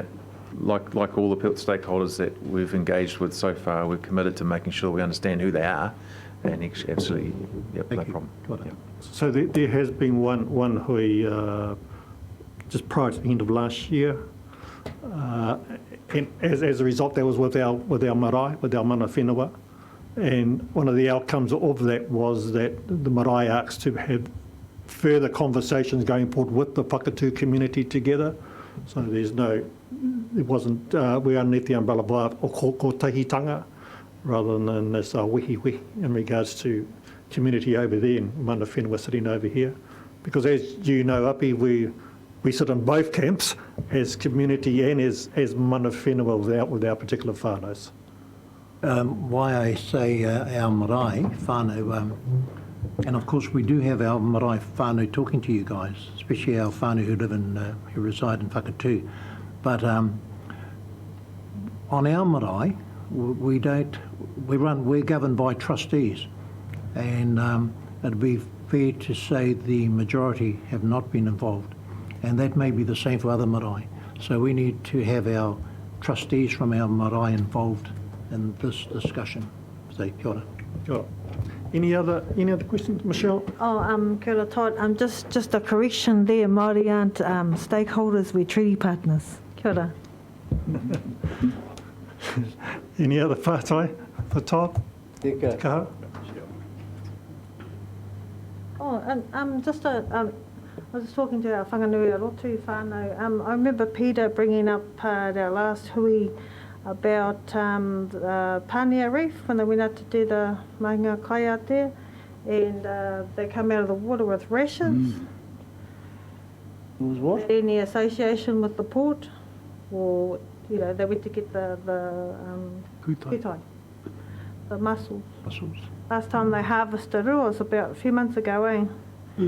And he mentioned that there's these environmental effects. Has that been looked into? Is it anything to do with the port? Has it been brought to your attention? It hasn't been brought to my attention, no, but we've got a pretty extensive program underway with regards to monitoring of the health of Pānia Reef, and my man here on the left can probably talk very eloquently about that if you want some more information as well about what we're actually doing around our marine cultural health program and active monitoring of the water and the conditions of the reef. It's very extensive, so I'd be surprised if it was because of the port, but I believe there's a lot of work to do, I guess, to understand the actual cause of someone's ill health coming out of the water. It came out with rash where the mask wasn't, so he's not here to speak to it, so I just... So if whanganui rotu were to put a paper forward and address it to yourself and to Kaha in regards to that question? Yeah, kapai. Like Todd said, there's a lot of monitoring happening around Pānia Reef, and we've just got the latest report from Cawthorne, who does a dive survey every 6 months, as well as benthic surveys and such. There's lots of monitoring going on in addition to the marine cultural health program. So happy to have that kōrero. But I did hear that happened during the harvest of the kuku. Returning back to the inland port. Turning our conversation back to the inland port. Any further questions? Just one final question, Todd. I presume logs will be trucked in and railed out of Whakatū? No, the Whakatū inland port, I'm not ruling out that logs will be there, but at this stage our plan doesn't indicate that logs will be used, or it wouldn't be a site used for logs. It's mainly containers. It will be containers. Okay, yeah. Thank you. Kia ora. Got one more. I don't even know. Is it where the freezing weeks used to be? Where is the place? Yeah, so if you're familiar with the TNG cool stores are, the 3 big cool stores there, and then you've got the Whakatū cool stores and Mr. Apple. It's the orchard that's right in between those two. Yep. Any further questions? So, Todd, did you have one? Yeah, Mr. Chair, I talked with the kaupapa. But I'm still, I'm always wanting to know, as Api asked, about making contact with those hapu there. And he spoke about all those Maori. Because where I come from, we touch on the same area, and that's the other side of Hastings, Te Hawke. So our tupuna comes from that place, and that's how Hawaiian came about. He was a son of Te Rangi Koanaki. So I need to be letting fellows know that we can talk to from Te Hawke. As far as this mahi fellows want to do for the inland port, we need to be invited to be spoken to as well. We had problems in the past for the runway of the water from the lake, and we were omitted from that, but it's all been straightened, and that was to the regional council. But now everything is coming back to tell us that kaua wara, we are one and the same under the Treaty of Waitangi. You're our partner, we're your partner. So that's all I'm saying. Get all that's quarter in perspective, and then maybe something will definitely happen, you know. We can't look down the line how much you're going to ask the government if you're going to get any funding from them to do that. But at the moment, get everything set in place so our people know what's genuinely happening there. Kia koe TK, kia ora mai motomi. Ko haria mai ki ngā rangatira o te heranga waka wahuriri. Kia te mea te tata. Kāre kore me mihi atu. It's not an easy task, I suppose, to come and bring it here, let alone us take it back to our people. But I think the taumaha, no mahi taumaha, is going to follow on from this discussion we had today. But I acknowledge what you fellows are doing. And mahi for our people, by all means. You know. So I haven't got much more to say, but kia ora moto whakatū ranga mai kia mate. Kia ora. Kia ora, Uncle Hami. Once again, just echoing the kōrero of our kaumātua.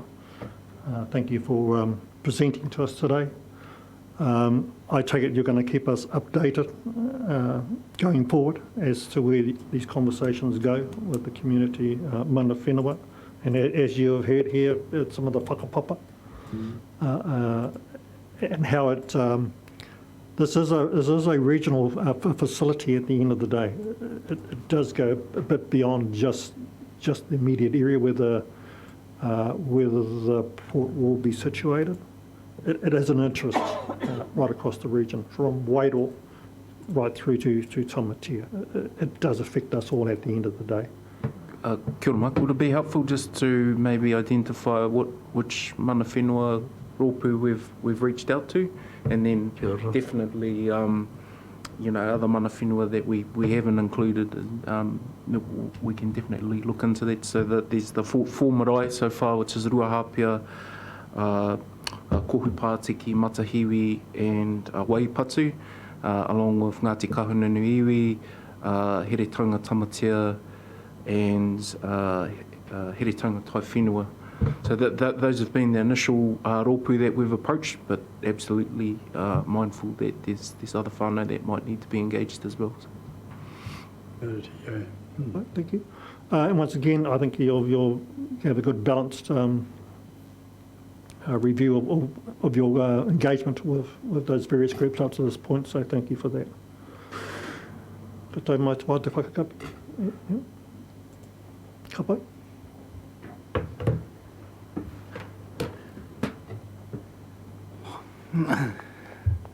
E tua no kai runga I te tono mai tō tātou nei tia mana. Tautoko hea ngā kōrero tō tātou nei kaumātua hangu.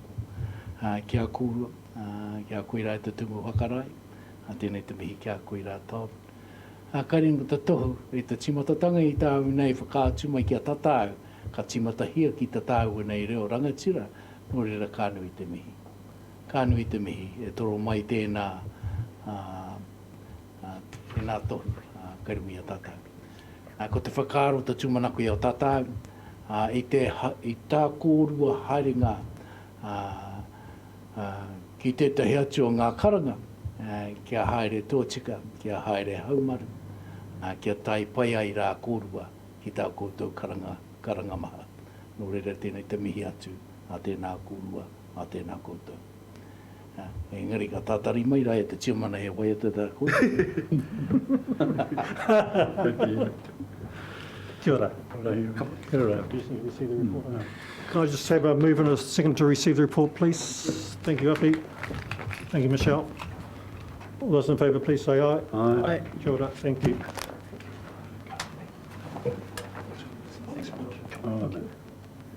So who did you want to go to? Civil defence. Civil Defence. Oh, it's out there anyway. Item 12. Oh, What's our next one? So kia ora koutou. well, that's No mahara mai.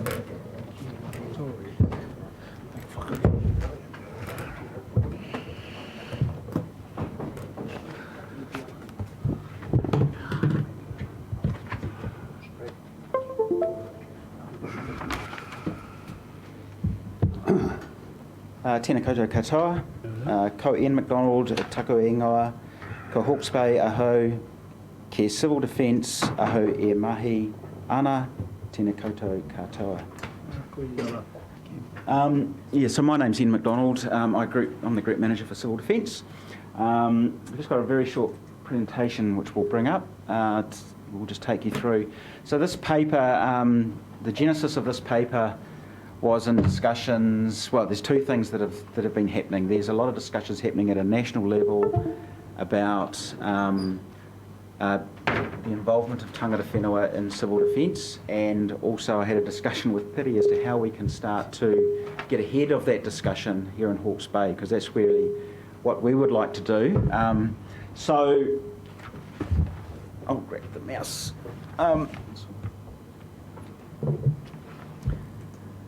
So at the moment, and this surprised me because I come from a planning background, and when I got into civil defence in 2011,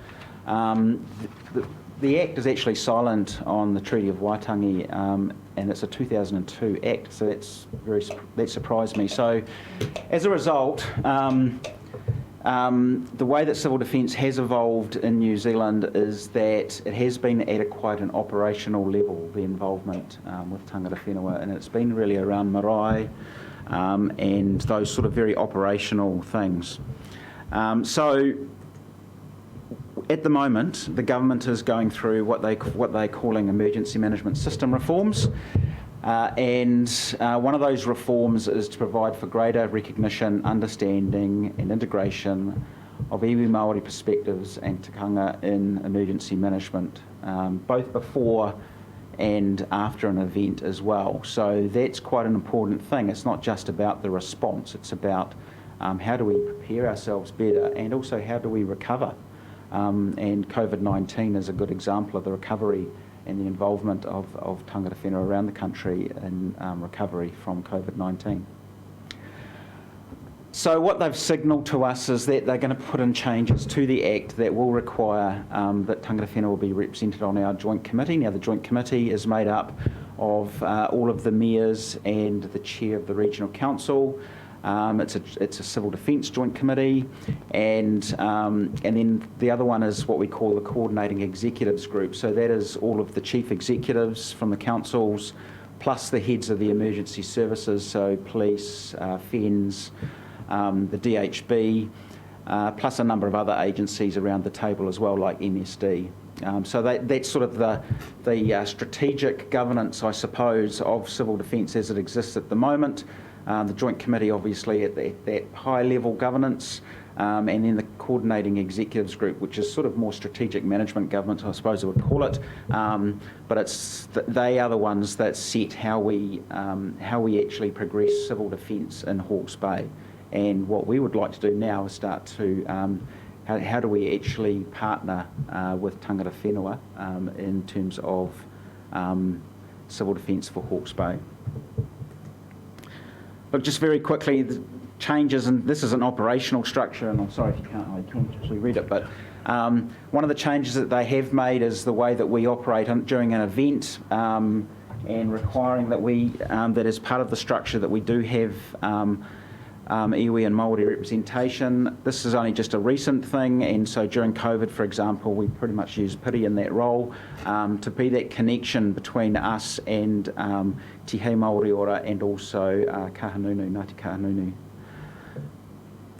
And how that's roughly how it worked out. So this is actually a slide which shows the structure that we had for COVID-19, and it showed sort of at that high level how we had Ngāti Kahanunu with Ngā Hiwi attending some of the governance calls, which involved all the mayors and the chair of the DHB, and then at our operational level, which was us actually doing the mahi on the ground, that was about how do we, particularly with Te Hei Māori ora, but also with the Taiwhenua as well, the various Taiwhenuas as well. So look, these are just two examples, and so the COVID-19 and the Napier Rain event did give us opportunity for those partnerships to grow and develop, and I think we're in a far better space now than we were before these. And that's often what happens with emergencies. But we really allowed for, particularly through Te Hei Māori ora and also the Taiwhenuas, it was a tangata whenua-led response at that level. And what we did was very early on in COVID in particular, had a meeting around food banks and the provision of food, and basically said that, look, this is a high trust model. We want you to get on and do the job. You're best placed to do it on the ground. And all we did was come in with the funding and advice if required. That's really how the COVID-19 response worked in particular. So look, we've continued to build on this, and we want to continue to build on this, and we have the ability to do so because we have to review our group plan, which is our strategic document. So we think that's a good opportunity for us to start having these conversations. So just, yep, that's our statutory environment. CDEM Act, we've already talked about, Civil Defence Act, and the National Plan, both under review. And then underneath that, we have our group plan, and that is also under review. So really that sets the strategic direction as to how we achieve each of the 4 R's around recovery, readiness, response and reduction, and how that will happen over the next 5 years. Yeah, I'm not going to read out the rest of it, but essentially we do try and join all those together. That's the way that we work. We don't want it to separate out response from the others, because it's really important that when we are responding, that we are thinking about reducing the risk into the future, that we are thinking about recovery and how we can be better prepared in the future, for example. Okay. So what we need now is really some guidance as to our vision is around it is a more resilient Hawke's Bay community, and that is the headline, I suppose, for us around what we want to achieve, and everything that we do points towards that. And just by way of just explaining how we're structured to achieve that vision, is we are a shared service across all the councils. So me and my staff are employed by the regional council, but we work for all of the councils. And obviously, as an agent of the Crown, we have a responsibility to put into effect the principles of the Treaty of Waitangi. So in discussions with Piri and the team, we sort of tried to just divided into 2 sort of interrelated work streams for the purposes of this partnership and engagement. It's around the governance and strategy, and I've sort of already mentioned how we have a joint committee and a coordinating executives group.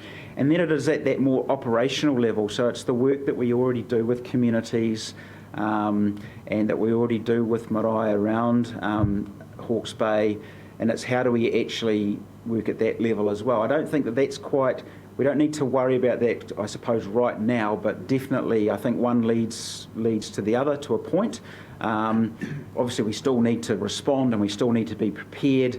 But for me personally, I think from the perspective of the joint committee and the coordinating executives groups, is about how do we actually get that governance and strategy layer working. So what we've sort of asked is that if the committee could give us some, really it's about potentially confirming an approach if you're able to, as to how we could better partner with Tangata Whenua with regards to the governance and the strategy in particular for civil defence. One of the ideas that I think was mentioned in the paper is, do we need to hold a regional hui on civil defence at some stage in the near future to sort of start talking about this and starting to develop some of these relationships. So that's really about it. Perhaps I can add to that. When Ian approached me, I was thinking the best place is to give this some audience and to become a kaupapa that is known. And to me, the Māori Committee was a primary place to come to share with you what's happening in the broader context nationally across the country, but to also consider what we already have in place. So one of the observations through COVID-19 in particular was just the ability to gear up in very short time, and that was through the Tiho Mode order, which very much had DHB sort of sitting in behind it. But what it triggered within probably a 24-hour space was welfare response that was up and running very, very quickly in terms of whānau pounamu. So there's that part. That does come back sort of around reduction, recovery, or reduction, response, recovery, and... Termination. Yeah. We actually have, was the chair in terms of our civil defence and amongst us with Rick to be acknowledged. Rather than this committee say, look, just go and talk to the Māori Partnerships Group inside Council and configure what an engagement process or plan might look like, I thought the first thing was to actually allow you to be able to see what's happening nationally, regionally, and to see and to take some guidance from you as to how you might want to see this land. This very much affects us. Mai a tāwhiri, mai a rua moko, e nei ngā huatanga nei. Engari pēhea tata. Out across our region, and in particular with many of our marae, it's variable, but they have already sort of started their readiness and their response. As we saw up in Te Wairo with Rua Moko, Moana Haruru Whenua, where a lot of our ones took to high ground. And many of them, but not all of them, have their response plans in place and the resources in place. I think what we need to do as a committee and as a council is to consider how we get that joined all the way across our region. I have to say the approach is very much appreciated from Ian and his team, who are seated at the back. And this is a bit of a first, as I understand it, nationally right across the country. Te Matua Māui are really taking the lead on this, but Ian has come, one, to let you know or inform you what's happening. The other one is to take any guidance or advice that you might have that ultimately is about manaaki tangata. Yeah. Rick, did you want to give a comment? Just a couple of comments to make. Firstly, Ian, I'm not surprised that the treaty was not in the Civil Defence Act 2002. It was a Herculean effort to get the new legislation, because civil defence was all run by small little entities all over New Zealand, and they were it. And they weren't going to have anybody from fancy pants from Wellington tell them what to do. They knew what they were, and they knew their local communities. And so the biggest challenge was to get it to a cohesive place, to the extent that, as the then Minister of Civil Defence, I was threatened with lawsuits all over the place from community, including Wellington City, who was. So it was a very disputatious ground. And to try and get it to a sort of a nationally coordinated area, it was very, very challenging. And local councils defended their turf fiercely. So I'm not surprised about that. So we've moved a long way, but it's time to move on. And I just add that when we had the COVID-19, I thought the response we had here in Hawke's Bay was fantastic. We had the chair of the regional council, the 4 mayors, we had Nahiwi, we had the chief of police, we had the chair of the DHB. Everybody was on the call. Everybody was there, 3 times a week we'd have a call, and Ian would give us a report. and we'd go through this, and we were sort of all joined together, but quite differently. The response in Central Hawke's Bay was all patched together, which worked for them. The response in Wairoa was patched together, which worked for them. The response in Hastings worked for them. In Arariri, different again.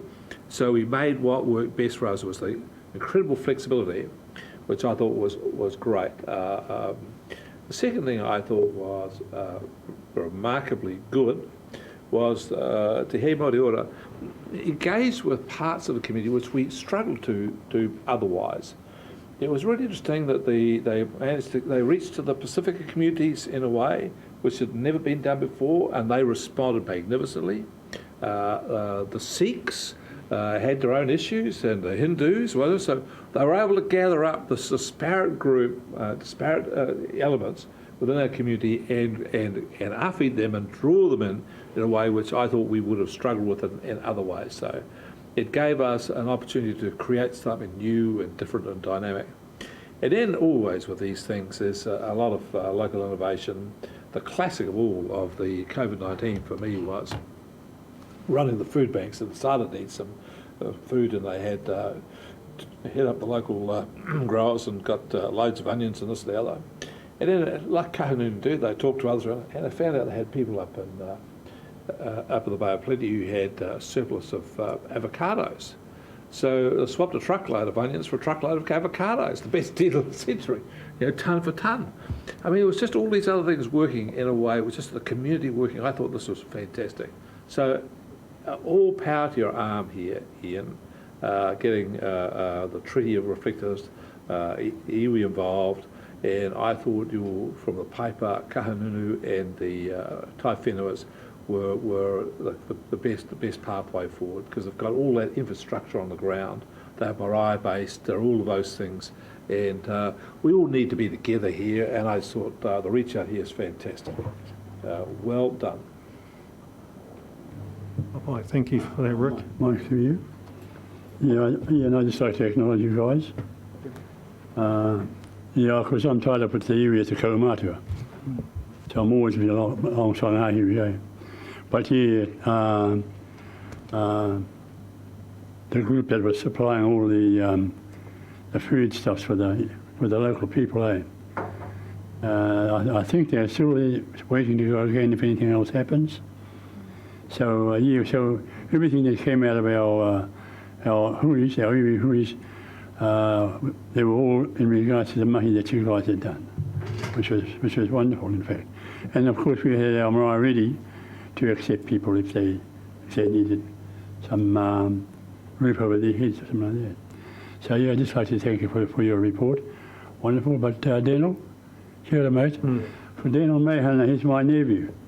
Now his father, Real, was the chairman of the Wairoa Taiwhenua, and we were together with Iwi for a long time until his passing. So we still remember Dad, and all our best to see you guys come here today.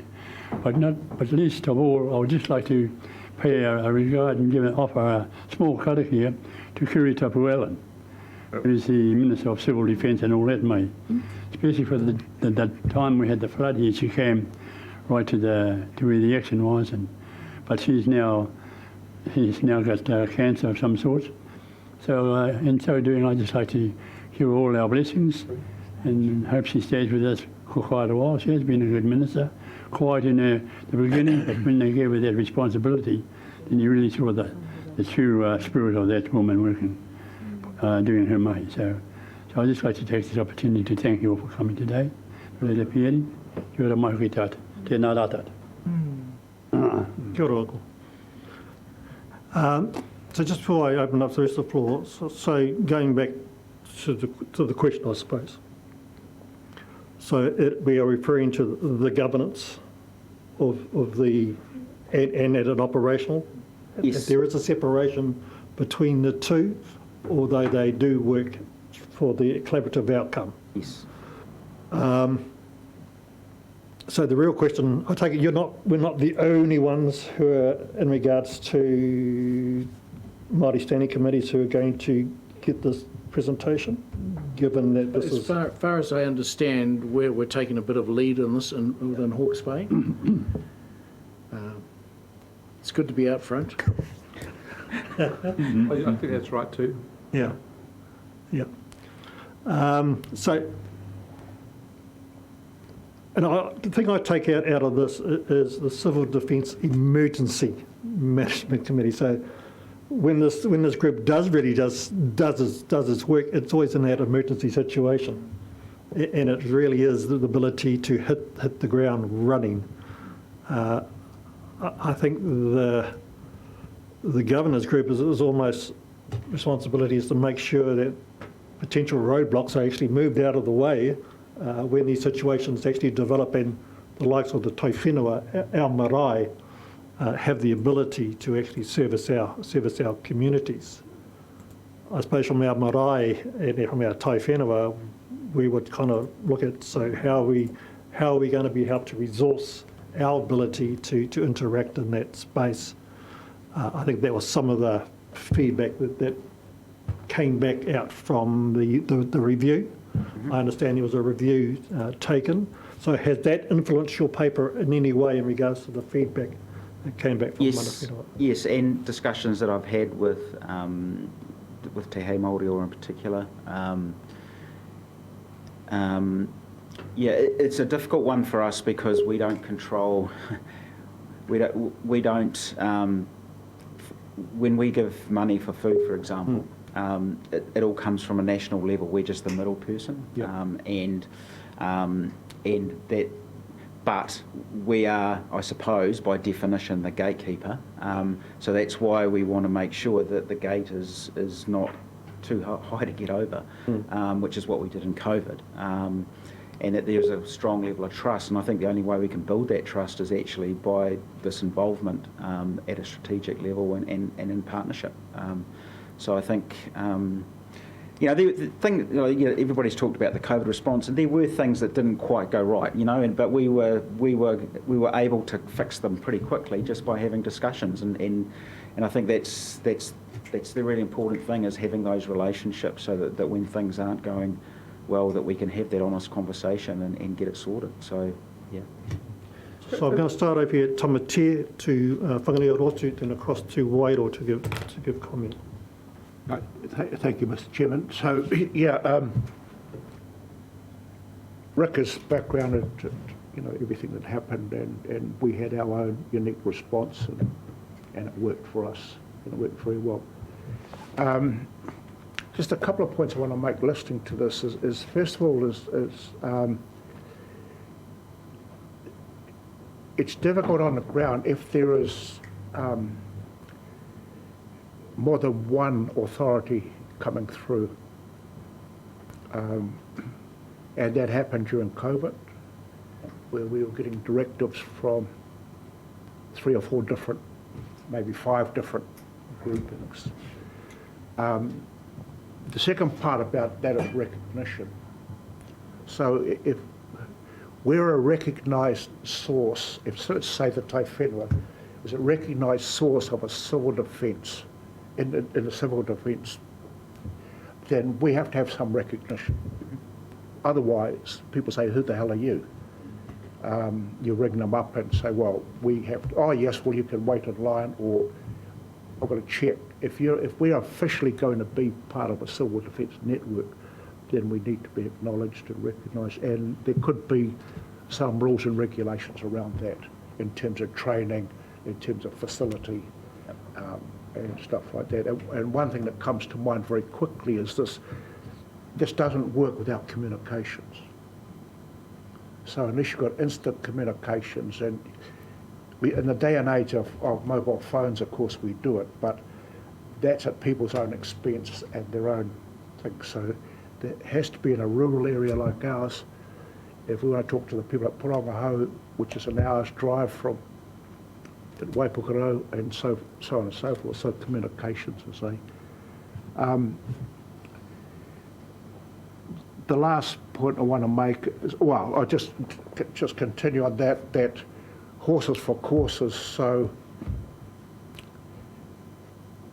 our variation at home would be very different from the way it was played out in Wairoa or played out anywhere else. And that's all very well to say, but there's a, with government organisations like yourself, there's a great push to make us uniform so we fit your boxes. Yep. Rather than say, no, this is how it works down there, those people can do it. So we have different relationships with our council, with the farming community, it works in a way that we know because we live there. That must be maintained for us to be effective. If you try and regiment us into say, this is what a civil defence looks like, and this is what comes out of Wellington, and this is what how you've got to behave in Taumatea, then you lose, 80% of your effectiveness. It's got to be our way of doing things, and that needs to quite a bit of bureaucratic flexibility. And the last point I want to make is that civil defence covers everything, but the big shadow has been, of course, COVID-19. And I'm aware that there's movements in the pipeline for a second response if we get hit again by COVID-19. And of course, and then the vaccination rollout. And that's already happening. And we've already had the first lines from District Health Board about how we would respond to that. Somehow that has to tie in with civil defence, because again, you're going to have different initiatives coming from different government or semi-government departments, which only causes confusion at our end. So, we can go to great lengths to respond to the District Health Board, really for the vaccination rollout and all the rest of it, pour quite a bit of resource into that, and then civil defence come along with another initiative about earthquakes or something, and then we're having to do things again. So there has to be some coordination between those big initiatives. Yeah. If I can just quickly respond to that. I mean, we do have, we are doing a lot of work in that, what we call COVID resurgence, and we are working with Te Māori order in particular on that one. With regards to vaccinations, we're just the supporting. The DHB definitely has the lead on that. But I take your point. There's a lot coming our way because we were still doing stuff around COVID-19, and suddenly we had the tsunamis and the earthquakes and the Napier floods, and so there's a lot happening in our area at the moment. I think, though, that being involved with the governance in particular, that governance strategy area does give, because all of those people that you've just talked about are actually around the table. The DHB is around that particular table. So it does give you give an opportunity to actually influence that and understand it as well. I think that's... Whangarosi? Can I just have a little bit of a say? When you went to Ngahiwi, did you feel the earth move? Ngahiwi was very supportive, actually. I think, if I talk about COVID, I rang him up and said, "Oi, can we put your name on the press release that's going out from all of the leaders? We want, Ngāti Kānunu leader to also be on this." So he was very supportive, and I think he was also quite supportive of Te Māori order as well. So that was my understanding of it. My point, Ian, is you're asking who might be key people. You got a good example of that when things got underway at the people that were the movers and the shakers. And that was no different for Tamatea. When Roger put the word out, it just went out to all the Māoris. All Māori families responded, and we in turn, we rotate out. Yep. So I agree with Roger that he talks about some recognition. Therein for me lies the answer. I feel if you have a look at how things went that those people should be obvious as markers that are movers and shakers, that will just make things respond instantly for you on a whole range of scales. We've become very good at emergency responses through what happened at COVID. And we withdrew into ourselves, and but we wouldn't mind a informed person out at Porangaho at that level of administration, so he knows how to coordinate a whole area and then work out, because that's what's happening at home. So hopefully you're coming here, you'll pick up on on those things. Whainga Rotu, anything to add? Yes, Maori ora. Yeah, tēnā koe, Ian, thank you for coming along. On behalf of Whanganui Arotu, Ahuriri, we are very appreciative of the mahi that Tania and Hori have done for the iwi and for the community. You know, tau kia, araua, they've done a fantastic job.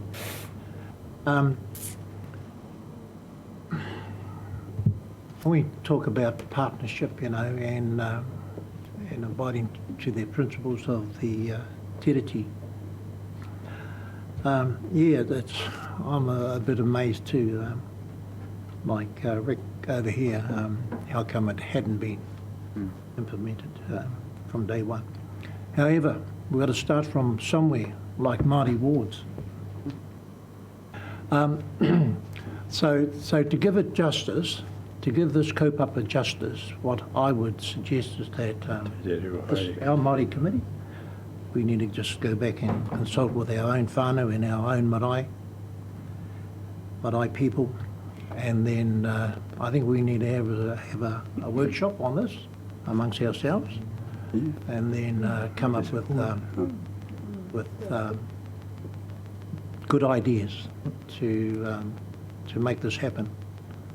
And so thanks to you, the Tukana, for organising this hui for us. And so kia ora. Rosa, do you have anything to add? No, I'm right, thank you. Have you asked something? Michelle, anything to add? You know the structure, a couple of slides back, I just want to check, because if I don't mention it, it'll It's on Stano. That one? Yeah, it's not there. Not that one? That one. That's actually... No. No? Back, I was looking sorry. for a name. Yep. So a big part of the Waido operations was actually Te Whare Māori o Tapawai, so whānau ora. Yep. And they got together with the Taiwhenua, and tātou was still getting there. It was a great help to our people, and the thing is the coordination communication. So even though tātou was still in its fledgling, they had just a couple of staff, but the good thing they were doing was it's our databases. Our databases are gold, and our databases can reach a lot of people, and they know not all our people use the internet, use email, whatever, social media, so they were ringing. We brought on people, they were ringing up to check on how they were. And civil defence, I know. I mean, there's plenty of kai going around from what I hear. We were finding people, and it wasn't just Tangata Whenua, it was others that we were helping, but just got to really mention whānau ora's participation, especially at home. Kaungan Executive, a lot of their staff were going in and helping, so it was our Māori organisations that came together and that Taiwhenua and contributed to it. So also I don't think you should underestimate what the PSGs can offer as well, Just that's probably my addition. One thing I keep on hearing from some of our marae is the civil, you know who the civil defence marae, you know, so if you have flooding or when cyclone bowler, I think it was Takiwā and that marae, I think Taiwhenua, and so they often mention, well, we're the civil defence marae, but where's the awhi, you know, so just want to put that one in there. Support, yeah. But, Bye. Uncle Hammy, did you have anything you want to add from the iwi? From the iwi's perspective? Oh, well, as Ngā Hewi actually got it all started off. And then it went into all our Taiwhenua.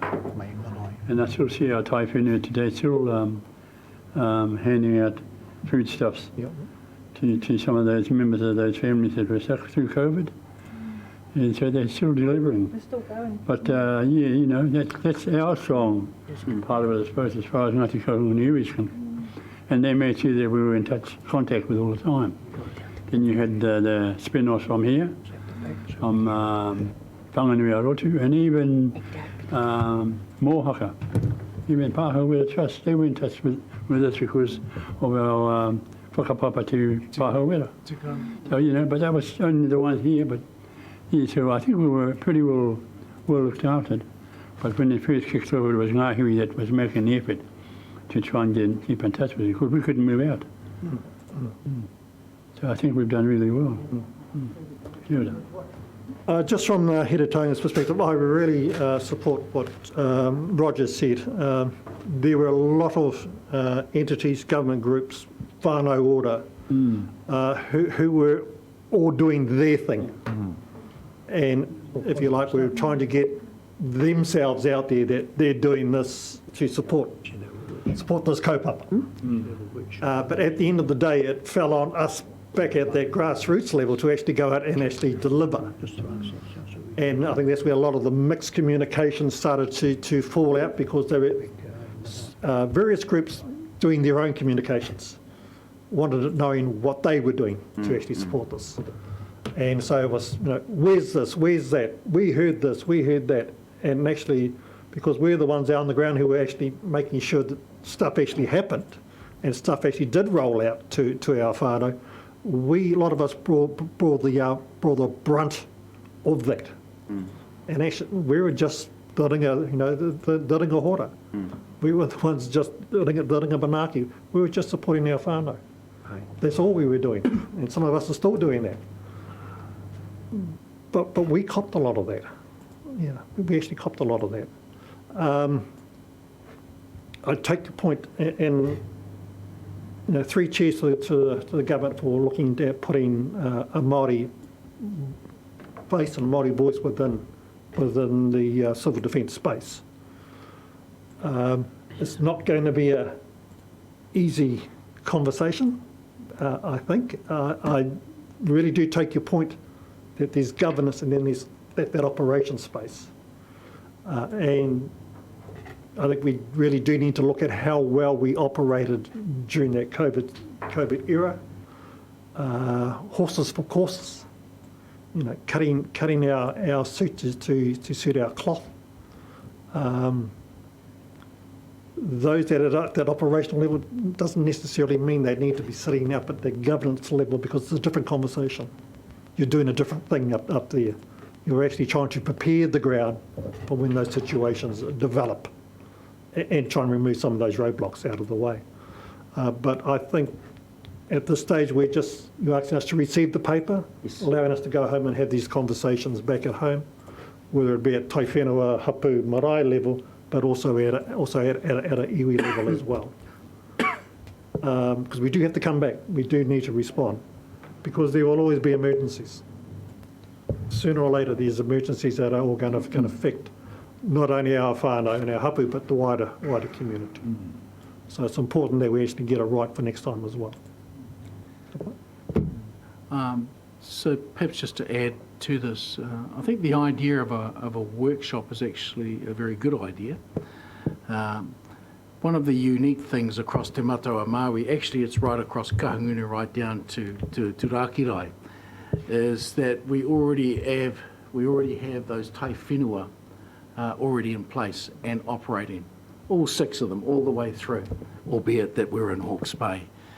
And I think there's an opportunity here to pick up Rick's point, and that is to not formalise it into a one-size-fits-all, but to appreciate what that flexibility and its operability lends to civil defence and particularly to Hawke's Bay. So I think there's a bit of a cut both ways. I was just reflecting on your first slide there, you showed the front page of the 2002 Act. And that very much aligns with Uncle Hami's corridor there about one partner talking to the other partner, because that's certainly what the coat of arms and the emblem on top of the legislation shows. And that's something that we're trying to do here in Hawke's Bay. I think the opportunity is here for Hawke's Bay Civil Defence to actually understand about networks, coordination, communication, and to recognise that, because it's been existing for a long time across Hawke's Bay and particularly across Taiwhenua. It works, not just for civil defence, it's actually operating 24/7 all the time. Not waiting for crisis, but actually servicing the people that are on the ground. Wonderful opportunities ahead, albeit no answer today. No, that's fine. Yeah. So just in regards to those workshops, Petty, are you suggesting that there's workshops in the various Taiwhenua rohe?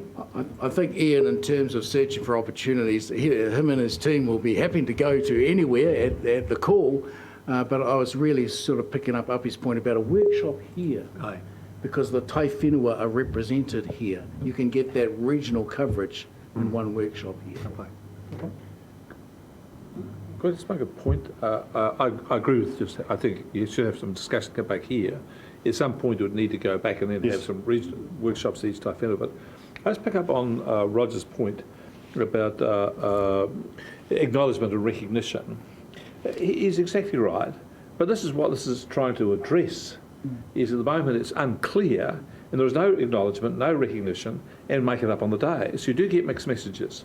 So your concern, I see, is trying to be directly addressed by this. So the structure is clear on who it is and what it is.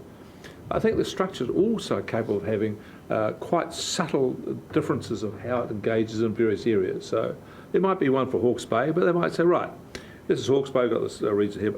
But when it comes to Tamatea, this is how we deal with them. And if you go to Wairoa, well, that's Wairoa. They'll tell us how to go and deal with up there, and they'll sort out.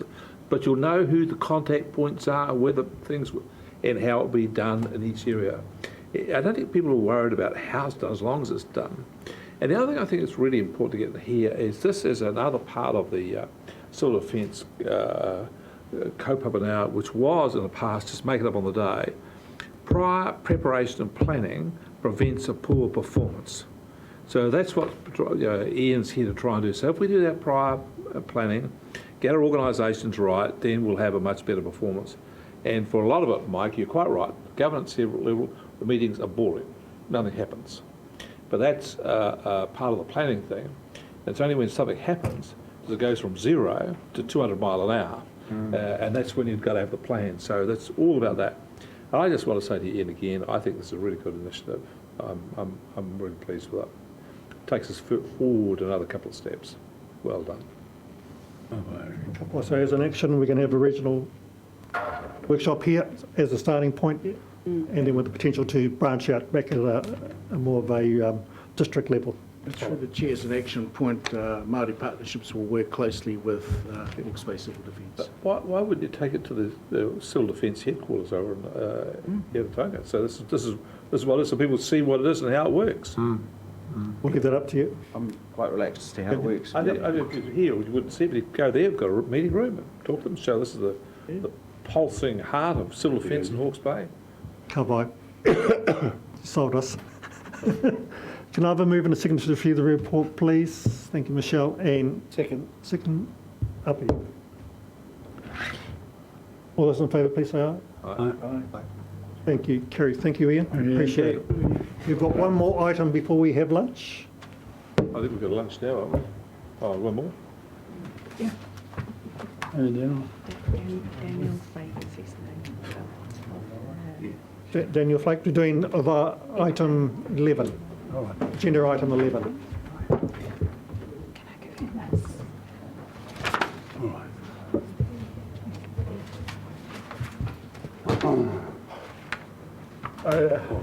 now. Verbal eDNA. Page 23.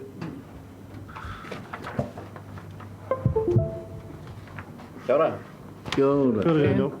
Tēnā koutou, ko Dan Takiwā, ko Taranaki ahau, ko ke HBRC ahau te mahi ana. Tēnā koutou katoa. Koe Dan. We're waiting for something to load. Take a seat. So I'm a freshwater ecologist here at the Regional Council.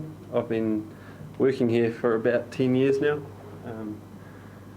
First 7 or 8 years I was a field worker, so I was out living the dream, driving around in our waterways and in awa, taking samples and catching fish and monitoring bugs and purifying community and ecosystem health. And then I did a master's degree and got put into a scientist role where I sit behind a desk and dream about doing that kind of stuff. But I still get to get out a wee bit, and a new exciting bit of kit we're dealing with at the moment is this eDNA, which is still coming up. Some of you might recall a photo in one of the Hawke's Bay communiques, and just out here in the car park was Dan holding a koi carp. Pretty big one at that. What happened to it, Dan? In the freezer. I didn't try eating it. Looks like a big koi carp. Yeah, they're the ones you get up around the Whakatū. They're really invasive, and I do talk about this soon. They're a bit of a worry, but we found them and we used this eDNA to confirm that it was a koi carp, not a big goldfish. And then we proceeded to spend a few days trying to catch them with nets and stuff. And we got rid of them, which was great. And then we've used it henceforth on a whole lot of other suspected ponds where people have got big goldfish and they thought they might be koi carp. And, we really don't want them in Hawke's Bay because they make a real mess of waterway and awa, and the Whakatū lowland delta is a prime example of that, where you've had once clear, nice and tap communities, clear water, sort of turned all muddy and disgusting, and yeah, it's a real mess. Anyway, I digress. eDNA. So what is eDNA? You've all heard of DNA. Everything that's living is constantly shedding their DNA, and everything's got a specific signature as to what. We've all got individual DNA, but then as humans we've got a DNA signature as well. And all of that is constantly being shed. So now we're it's kind of gross to think about. We're shedding a bit of skin and a bit of hair, and a sheep in a paddock's shedding DNA as well, and that includes things in the fish, in the freshwater environment too. So that's our fish and bugs. So DNA testing's been around for a long time, but this eDNA is a new one. Problem, you could have done it years ago. You could sample DNA in a creek years ago, but the overwhelming majority of DNA that's there is microbial, so it's bacteria and fungi and things. Now there's a new tool which is, you imagine like a needle in a haystack, trying to get some fish DNA out of a whole mess of fungi DNA and bacteria. Now we've got a magnet that can pull that DNA that you're looking for, so basically anything with a backbone will tell you all the birds, bees, fish, for a sample of water. So it's pretty exciting stuff. It's only been around a year or two. Yeah. I won't go into this too detailed, but basically, do I have a laser pointer today? Finger, I think. Mouse? Oh yeah. So here's a awa, so it's a Ngārororo. Here's all the fish that are living in the Ngārororo, and this is all their DNA that they're shedding. Simply, it's gotten to the point where we can use a syringe and a filter and just filter some water, send it off to a lab in Wellington, and they extract.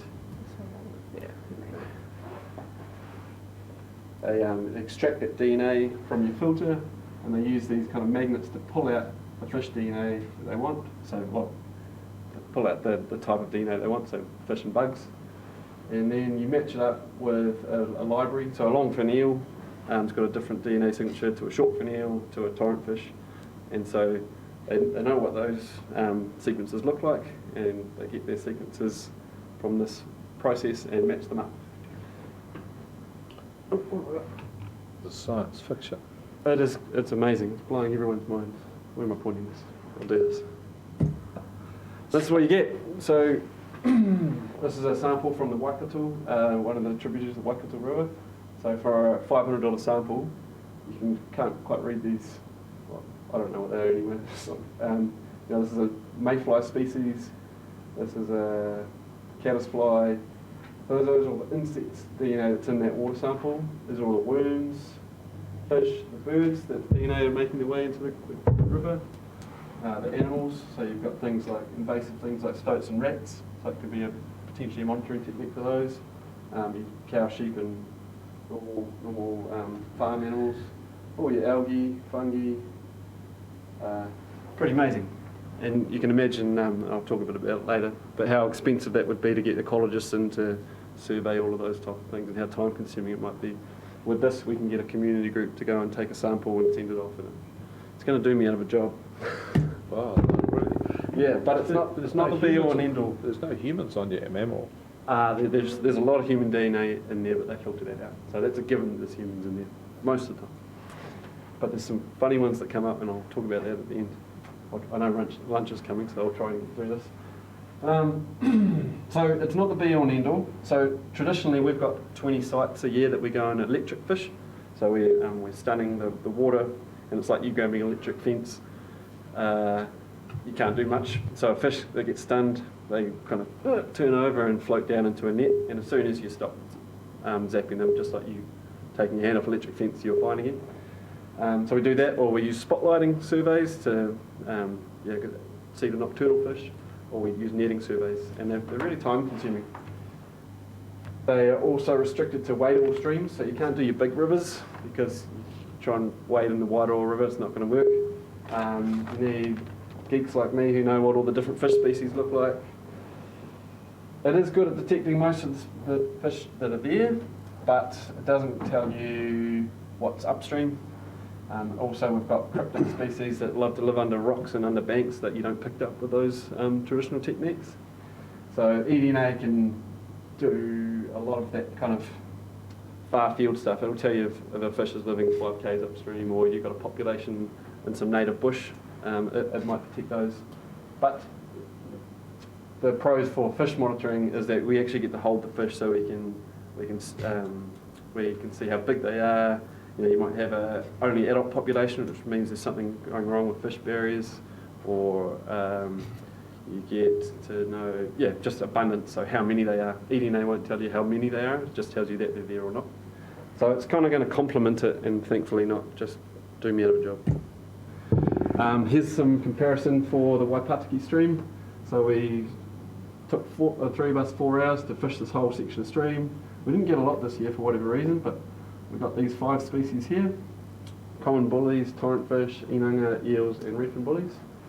And then with this, $500 worth of sampling, which took 15 minutes, we got all of those, which is good. So it means we're not missing anything. And then we got these other species that are either we didn't catch, or we didn't catch in the section we were fishing, or they're further upstream.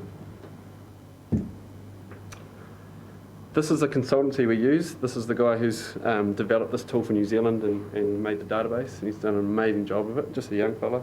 But these are all the samples that have been taken in the last year, and it's all open source. If you want to keep it secret, you can. But other than that, the default is that it goes up and anyone can look at it. So you can, I'll distribute this presentation. You can have a play around when you're at home. But you can click on any one of those samples. Here's the Maratotara Tiawonga here. I actually took that sample, and these are all the different things that come out of it. So we've got red deer, we've got pukeko, snails, shortfin eel, redfin bullies, torrent fish, giant bullies, ears, aphids, pigs. Yeah, it's pretty incredible. And the cool thing about this is you can actually, each of these is a link, so you can click on those and it'll take you to a Wikipedia page and it'll tell you a bit about that species. So it's really cool for community engagement or for like non-technical folk. See what's around. I'll rush through these, but there's a whole lot of applications that this is really going to benefit. The latest Te Mana o Te Wai, they put a big emphasis on beefing up your monitoring for ecosystem health and things. So that's going to be a lot more fish monitoring, a lot more bug monitoring, things like that. And like I said before, a lot of our rivers don't lend themselves to our traditional monitoring techniques. They might be too big, too deep.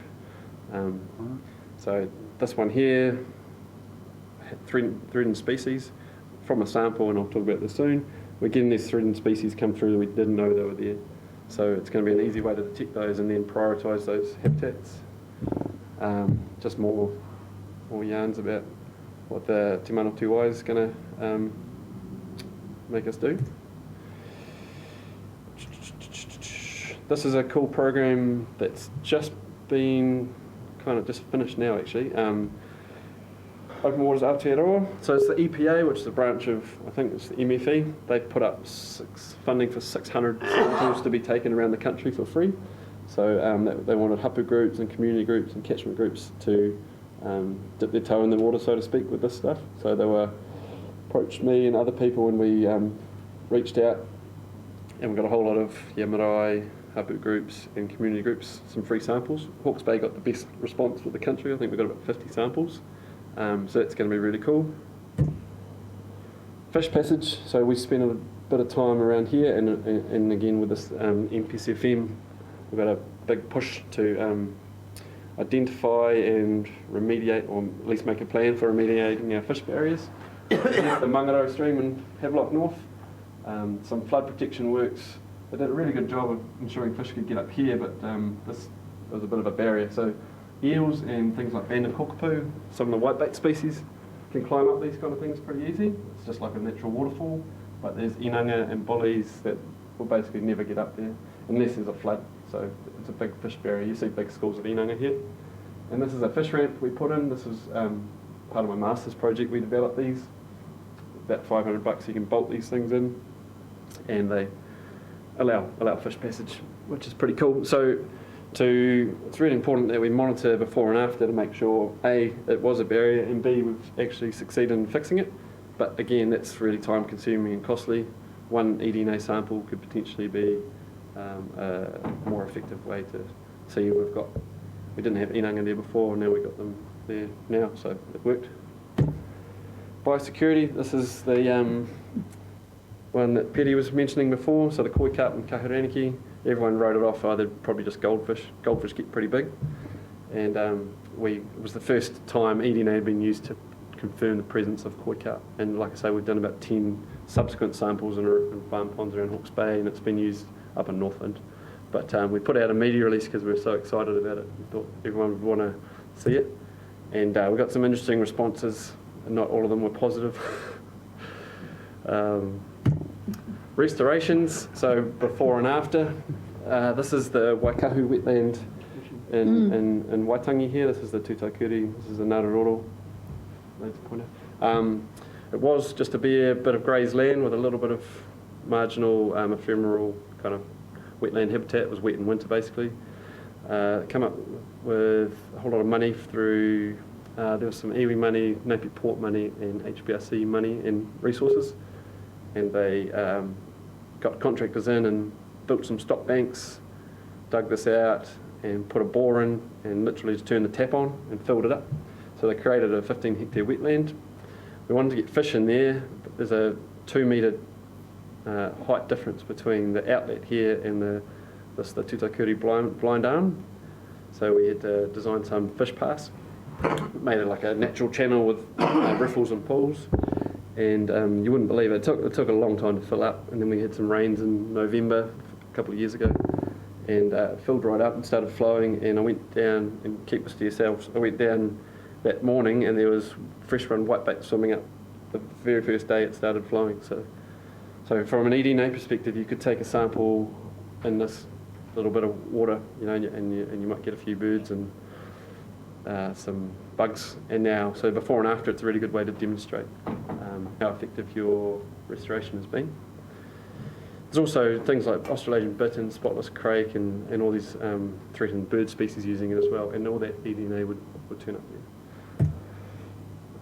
In terms of funny things we've found, so these are freshwater jellyfish. They're about the size of your fingernail. A year ago, you asked an ecologist, and they'd say they're invasive and they're only really in big lakes. they've been turning up in small coastal creeks around New Zealand, which no one knew they were there, and no one knows really how they either got there or how they're persisting there, because you'd think a jellyfish would just get swept out. Turns out they've got two forms. They've got like a benthic form which sticks to the bottom, and that produces those larvae to adults. So that's obviously persisting, and they're floating out. And yeah, interesting. They're not harmful, and they're not known to be like a pest or anything. But that was one thing that popped out of this that no one would have thought of. Lamprey. So I talked about these cryptic species that we never catch. Have you heard about lamprey before? Yep. Yeah, they weird things. They live on whales and big fish out at sea, and then they swim up. This is up in the Nohaka. An eDNA sample picked this up. Swim up, and they'll go and hide under a boulder for 18 months and find a mate. And they'll hide under a boulder for 18 months, not feed, not move anywhere. So you only really catch them in whitebait nets when they're moving up. So you never detect them with electric fishing really or spotlighting. But so eDNA is going to start picking them up. So that's those threatened species we were talking about, which are hopefully going to start popping up everywhere. So that's the new Are they a Hawke. threatened species? Lamprey used to be really have you eaten them? Have you eaten them or feri? We call them pihara. Yeah. No, they are really threatened. Good eating. Good eating? Yeah, so yeah. They used to be really important mahinga kai back in the day. Yeah. Dusky dolphins, this Parongo estuary. So this DNA showed up at the river mouth in Parongo. So either they were using the estuary on a high tide, or they'd swum past. But there's another one that you don't really catch with electric fishing usually. Kangaroos. This one showed up in Breaker Bay. So the consultancy labs in Miramar, and they saw on Facebook there was some whales swimming past, and they did some eDNA samples, and with the results came back, Koda and Pawa and butterfish and blue milky and kangaroos, and they thought, hey. So they rerun it, and they couldn't. They were scratching their heads until someone figured out that you can buy dog food, which is kangaroo meat. So it was obviously, they thought they were done something really wrong. Yeah. So that was a funny one. Kangaroos. Yeah.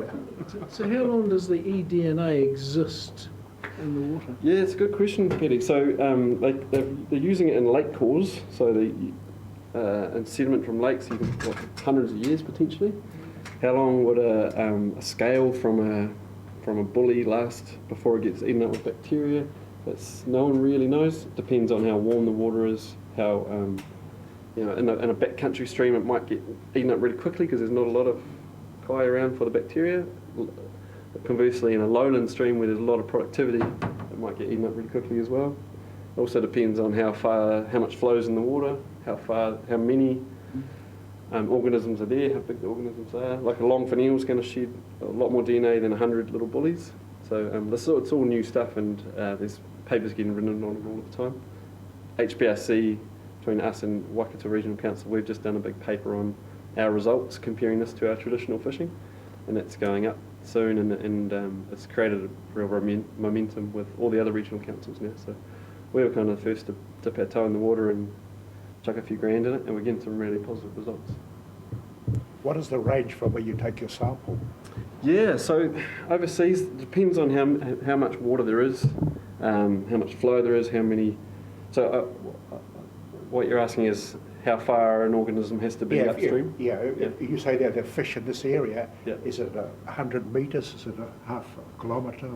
Yeah, it really depends, but they've detected stuff from 100 kilometres upstream in a big river delta in Australia, but that was taking a lot of samples, a lot of water. But to be honest, I'd say I'd be confident in 3 or 4 kilometres in a normal river system. Yeah, so it's pretty impressive. So if you really want to know what's in a big river, you'd take series of samples. So the Wairoa River, you go all the way up in the Ripoata and the Hangaroa and the Waio. Yeah, but it's all new, so I don't know. That's the exciting part about it. Yeah. Any other questions? I'm just thinking about a question. Just thinking about the. This is really interesting stuff. And are we, as a council, thinking about having this done as a video clip to put up on the council thing, so you explain what you're doing with your slides, because I think people would be really interesting. This is right at the frontier of science. 20 years ago, unimaginable what you're doing here. 2 years ago it was. Yeah. Sorry? 3 years ago it was. Unimaginable. Yeah. So I just think it would be really interesting. It's like if we don't say anything, we're hiding our light under a bushel, if you give me an old expression. So I think it would be really good for us to put, not just have your slide, but you'd give us sort of a video presentation, get the media team upstairs to put it down. Could be good. Yeah, we can video taking us over. I think people would love to see it, yeah. Any further questions for Dylan? Richard, can you tell with the testing sort of the density of the population? Yeah, that's a good question, Michelle. They're working on it, and some people say yes and some people say no, because, like I said, like a long fin eel, that's going to shed a whole lot of DNA compared to 100 small bullies. So if you get similar amounts of DNA from both, is it, and also, yeah, if there's a long fin eel right there versus 10 metres away versus 100 metres away. But early indications are saying that you might be able to tell what we call relative abundance. So what's there most of and what's there least of, rather than there's 10 longfin eels or 100 longfin eels, and say there's a lot of longfin eels. So the biggest, most abundant fish is or it's a bully or it's a trout. So, yeah. Are we safe across Hawke's Bay from koi carp? Well, yeah, we've done a whole lot of samples since. We've got a whole lot of, you'd be surprised where goldfish are, eh? They're everywhere. Oh, they're different. Those are morihana. Yeah. You can eat those. Yeah, we find them. Any carp? Pūtiri lakes. I think Māori used to move them around back in the day, for play. But I've seen them in some funny places turning up. So, but yeah, I think, touch wood, I'd say there's no koi. I think we got rid of them all. But yeah, this is a great monitoring technique. Because they say that the biomass in terms of koi carp in the Waikato River is significant. Oh, they just go, they breathe 70-80% biomass. Yeah. And then because they suck up all the mud and they muddy the water up, which means the plants don't get any light, which means the plants die, which means then the water gets stirred up more because the plants aren't stabilising it. Then you get algae blooms because the plants aren't taking the nutrients. It just kills everything. Our right. Any further questions? So how do we? Because I think the question was asked over here. How do we get you back out into our Taiwhenua and to come and present this? I think because just like as Rick said, this is something that will actually attract our thing tamariki. This is their language. This is their world that they're inheriting. Yep. Yes. Go from a still photo to a really flash video vignette. Yeah, I'm happy to. Yeah, have you Video clip, mate. So Levi Walford, he's got 6 or 7 samples with his warriors. TK Hawaikirangi, he's got a whole lot of samples too. There's a Rupituri Catchment group. I forget the lady's name up there. There's an Api from Apiata, Tāpini. From Karakia. Yeah, so there a lot of the iwi groups have got these kits, but I'm happy to arrange, point you in the right direction for kits, or come out and have a korero with Māori groups about it. Karina was there, but yeah. she was out there. There's the Maori comes, she's not here. The moment she's just down the road. Oh, right. But yeah, with the Maori compass, she's getting samples. Yeah. But the thing I love about it to do that is it teaches the kids the value of science. Right. Yeah, I think so. Yeah. And they can do it. They can get their hands on it and do it. It doesn't take a geek like me to do it. It's just that's so cool. So a lot of school groups have got them. Perhaps just as a thought, and even as an appetizer, a bit of a starter, this committee here might want to task Hawke's Bay Regional Council with supporting Dan to create at least a video or vignette clip that's easily shareable. Yep. Just to spark that interest. That'd be great. Yeah. Good videos, good suggestion. I like your suggestion. Yeah. Oh, I can't move it. Yeah, I'll move. I'll move it. So Paula and Matu. Paula and Akwahami. Yep. Yeah. Support the creation of a video clip. The schools will appreciate it. Yeah, to support Darrell when he goes out and presents to our Taiwhenua and to our kura. Our future freshwater scientists. Scientists. Yeah, get them out there. I'm quite fascinated at that dolphin in our river. Yeah, we all were, right? I don't want him in that river. Yeah, you don't want to catch them in your flounder net, do you? Husky. Like I say, whether they were in there or not, it's certainly big enough for them to be in there. Talking to one guy who said maybe he's seen dolphins in there years and years ago. But, yeah, I've never seen a dolphin. never seen a dolphin there. Yeah, right. They're known ranges from Cape Turnagain up the way, so it's not unheard of. The Yeah. Duskies. Kia pai, thank you for that. No further questions?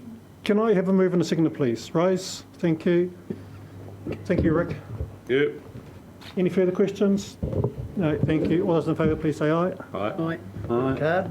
Dan? Kia ora. Carried. Have a card upstairs. Yep. So we've got lunch now, so going by that clock, we'll start again at 20 past 1. 25 past 1. I'll to our chairman of the... We've got too long to go. Catchment